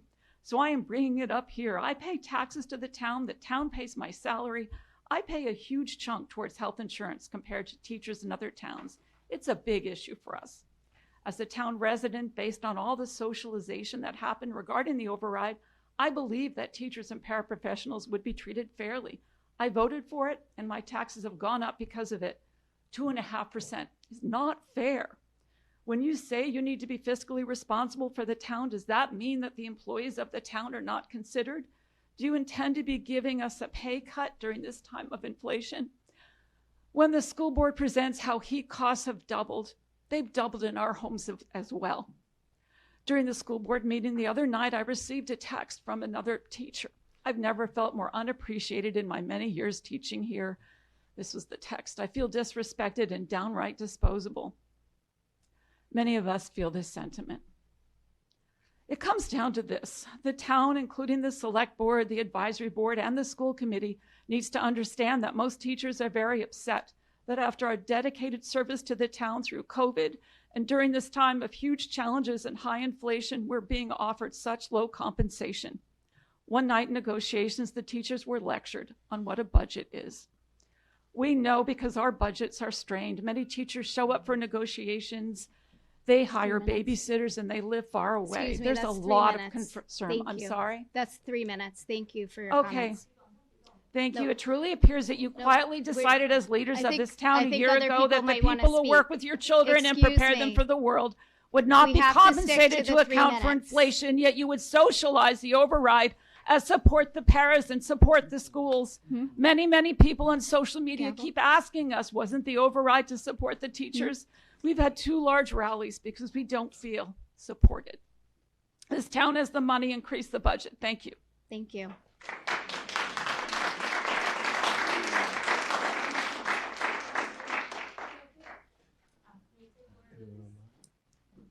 Does anyone else in the room want to make a comment?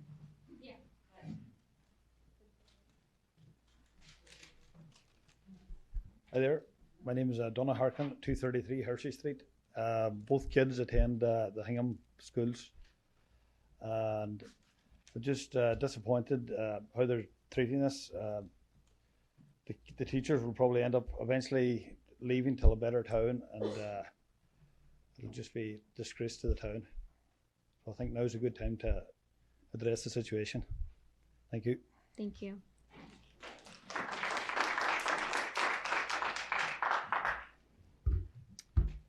My name is Megan Hodges. I've been a paraeducator in Hingham for 3 years.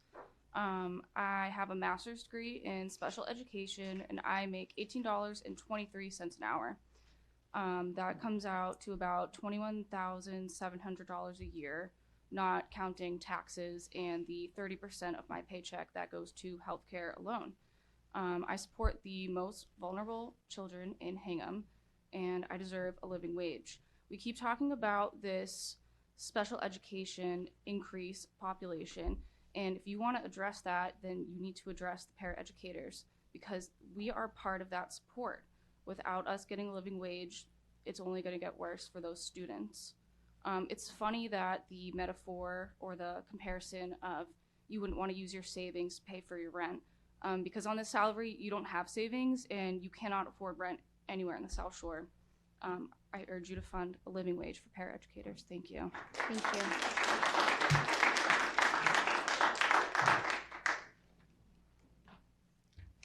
Good evening. My name is Bonnie MacArthur. I've been a resident of this town for 70 years. I live at 20 Porter's Cove Road, Hingham, Mass.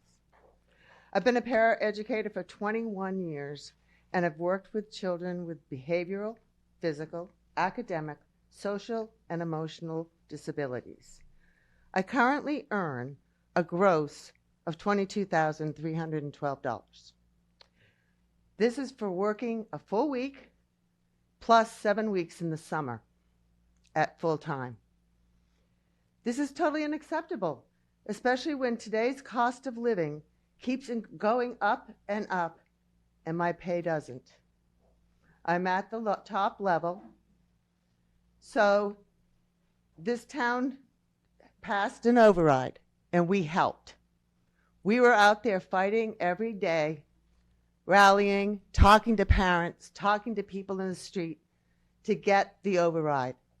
It did us no good to do all that for you. So it is time for the town of Hingham to recognize the work and dedication that para-educators put forth every single day for our most vulnerable children in our Hingham schools.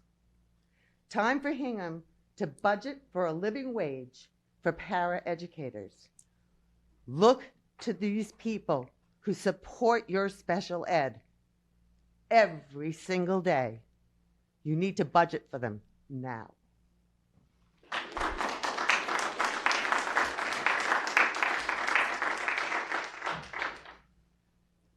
Thank you for your time.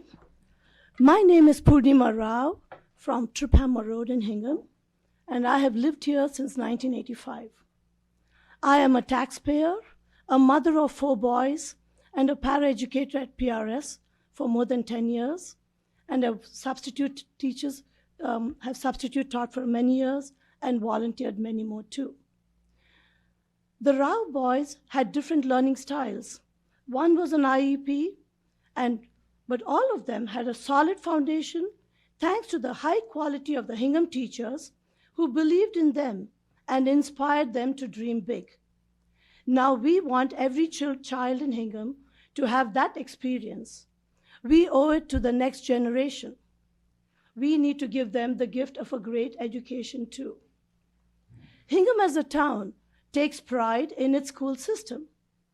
Parents expect it, and teachers and paras go above and beyond to make learning fun and a stimulating experience right from kindergarten through graduation time. Hingham's focus on hiring educators with a passion for teaching should not be a thing of the past. It should be an ongoing goal, and it should have high-level education as a vision for the future. Every child in Hingham deserves the best, and that can be achieved when more funds are allocated to the school budget, which means valuing the highly educated, the highly motivated teachers and paras who are dedicated to the cause. I implore you, Budget Committee and School Committee, to give the teachers and paras a fair contract. Show them your appreciation. Every parent who voted for the town override wanted, and now they assume that the school system and teacher contracts to be the top priority. A teacher is the one difference that makes all the difference in the life of a child. Budget Committee, your decision should be to make that a big impact on the future of Hingham students. Make fair contracts for teachers an absolute priority. Aren't our children a priority in our decisions too? Look at the world around us. Conventional wisdom has shown that in strong economies such as USA, China, India, Germany, Japan, all of them have had the foresight to make education their top priorities. They understand that education is the best ladder to give a high quality of life and let's give Hingham kids a chance at competing with the rest of the world. Teachers here and paras here, we are not just teaching them just for this year, just for that grade. We are preparing them for life. I implore you, each of you out here, to act locally, but to think globally. This is going to be your legacy for the children of Hingham. Make it a good one. I believe the children are our future, and you owe it to them too. Thank you. Thank you.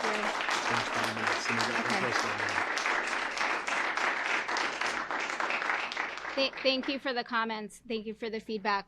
We're going to move to online. Lori Lucas. Hi, can you hear me? I'm Lori Lucas, 18 Harvest Lane, and I just want to thank you for your time tonight. Many of these slides presented tonight are only possible with the highly qualified educators that teach the children of Hingham. For many years, poor budgeting has drained the paychecks of these highly qualified educators in the school system. The healthcare and inflation have eaten away at teacher pay, and the spending limits imposed by the MOU and voluntary 3.5% cap on school budget increases continue that inequity until the board begins to consider these factors into the town budget. I urge you to please reconsider this limitation and vote for a budget that will fully fund our schools. Thank you. Is there anyone else online that would like to make a comment? Okay, I'll let you go then. Hi, Jacqueline Beaupre. I'm the president of the Hingham Education Association. I just want to quickly thank Ness for bringing up some really important things that I think you all can help with. Obviously, negotiations are getting difficult, and we're seeing the school committee come into sessions with no movement, and they appear to be hitting a wall, and maybe this is where you all have the power to help.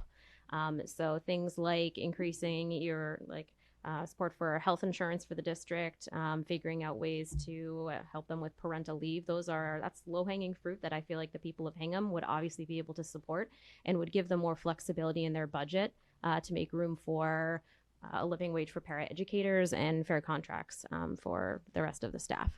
So I urge you to pull all the levers that you have at your disposal. And as Patricia mentioned, policy is not law. And I do have a question. I'm going to take a municipal finance class on Saturday, but who sets the policy? Who writes that policy? Advisory committee. Cool. So that means you guys have the power to change it. So maybe you guys should think about that.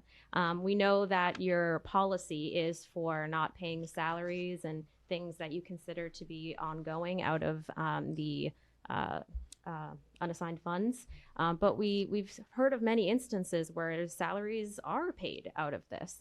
For example, when there's like overtime for the fire department, I mentioned this the other night. It seems like there's just every single year that is happening because it's understaffed. We are understaffed, same problem. So I urge you to think creatively and reconsider your policies as well. It's bizarre to me that also, another point, that you did not consider utilities as something to put separately, kind of like special education when you were writing that MOU. And at this point, it appears that it's as a budget driver, we are now asking the educators to not only pay their own utility bills, but also the utility bills of their employers, which is just bizarre to me. So I would ask you to rethink that one as well, because it seems like a poor choice. I'm glad to hear that we had a bit of a correction here when we said that increasing or that we would need to lay off as many as 44 teachers, and then that was corrected to say that's the amount and an estimate. I would encourage our school department to think about where else they could access that besides student-facing staff. Are there positions at Central? Are there other things maybe in the technology budget or the PD budget that maybe could be cut? I think those are all good questions to ask because the last thing we want to do is take away staff that directly is facing students and is impacting their learning. All right, I think that's it. Thank you. Excellent, thank you.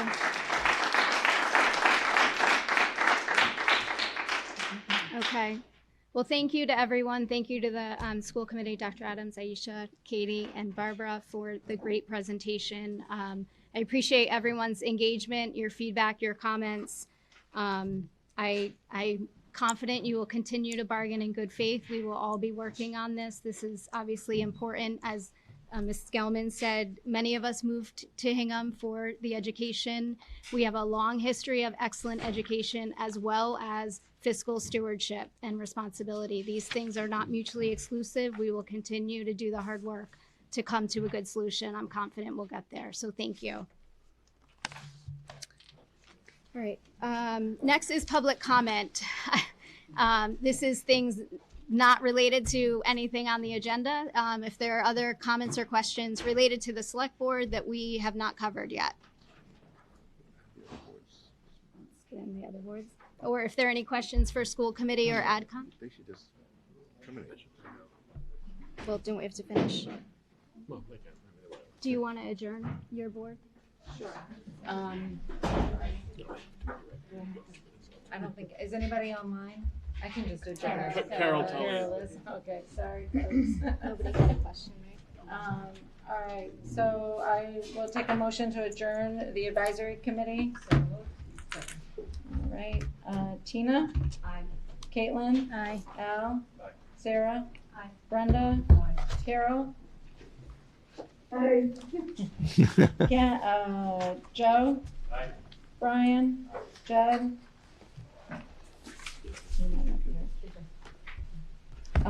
Steve? Aye. Kevin? Aye. All right. So we're adjourned. You're Thank adjourned. you. Okay, school committee, would you like to adjourn? No, he's not. All in favor, Michelle? Jen? Ally? Carrie? Tim? Matt? Aye. And I'm an aye as well. Excellent. Thank you. Thank you all for being here. Okay, town administrator, select board reports. Art? Nothing to add this evening. Michelle? I have one from our town clerk, Carol Falvey. So she just has a lot of election-related reminders. So the vote by mail process is well underway for the presidential primary on Tuesday, March 5th. Applications are due by 5 p.m. on Tuesday, February 27th. Early in-person voting will be held at Town Hall starting on Saturday, February 24th and continuing through Friday, March 1st. Hours for that will be posted on the website in the coming week. The last day to register to vote is Saturday, February 24th, in person by 5 p.m. and online through the Secretary of the Commonwealth portal until 11:59 p.m. All vote by mail ballots must be returned via USPS or deposited in our red, white, and blue drop box out front of Town Hall by March 5th at 8 p.m.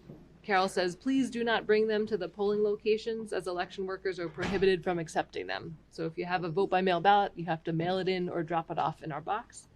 And as for the April 27th town election, nomination papers for town officers with expiring terms are being accepted through March 8th, and vote by mail will be available for the town election as well. Thank you. Pause for 1 minute and. Let you go. Okay, yep. Sorry. Pause for 2 minutes. No, thank you. Okay, let's keep going. Sure. So just 2 items. I issued 2 one-day liquor, one-day special permits for liquor licenses this past week. The first is for the South Shore Conservatory's Just Friends Jazz Faculty Concert to be held on Sunday, March 3rd from 4 to 5:30 with an estimated attendance of 70, and there will not be a police detail required. And the second was for the Conservatory's Performarathon Adult Recital and Reception. Say that one twice. That is going to be held on Saturday, April 6th from 6 p.m. to 8 p.m. with an estimated attendance of 75, and again, no detail required. Excellent. Bill? All right. Thank you for hanging in with us. Thank you for your service, as always. Joe? Nothing this evening. Okay, I just wanted to say Happy Lunar New Year to our community members that are celebrating this weekend, and a reminder that Saturday, February 10th is Lincoln Day in Hingham. All are invited. Festivities start, I believe, at 10:30 in the cemetery and then Old Ship Church. So hope to see everybody there. I think that's it. I'll take a motion. We adjourn. Roll call. Joe. Aye. Bill. And I'm an aye as well. We are adjourned at 9:52 p.m.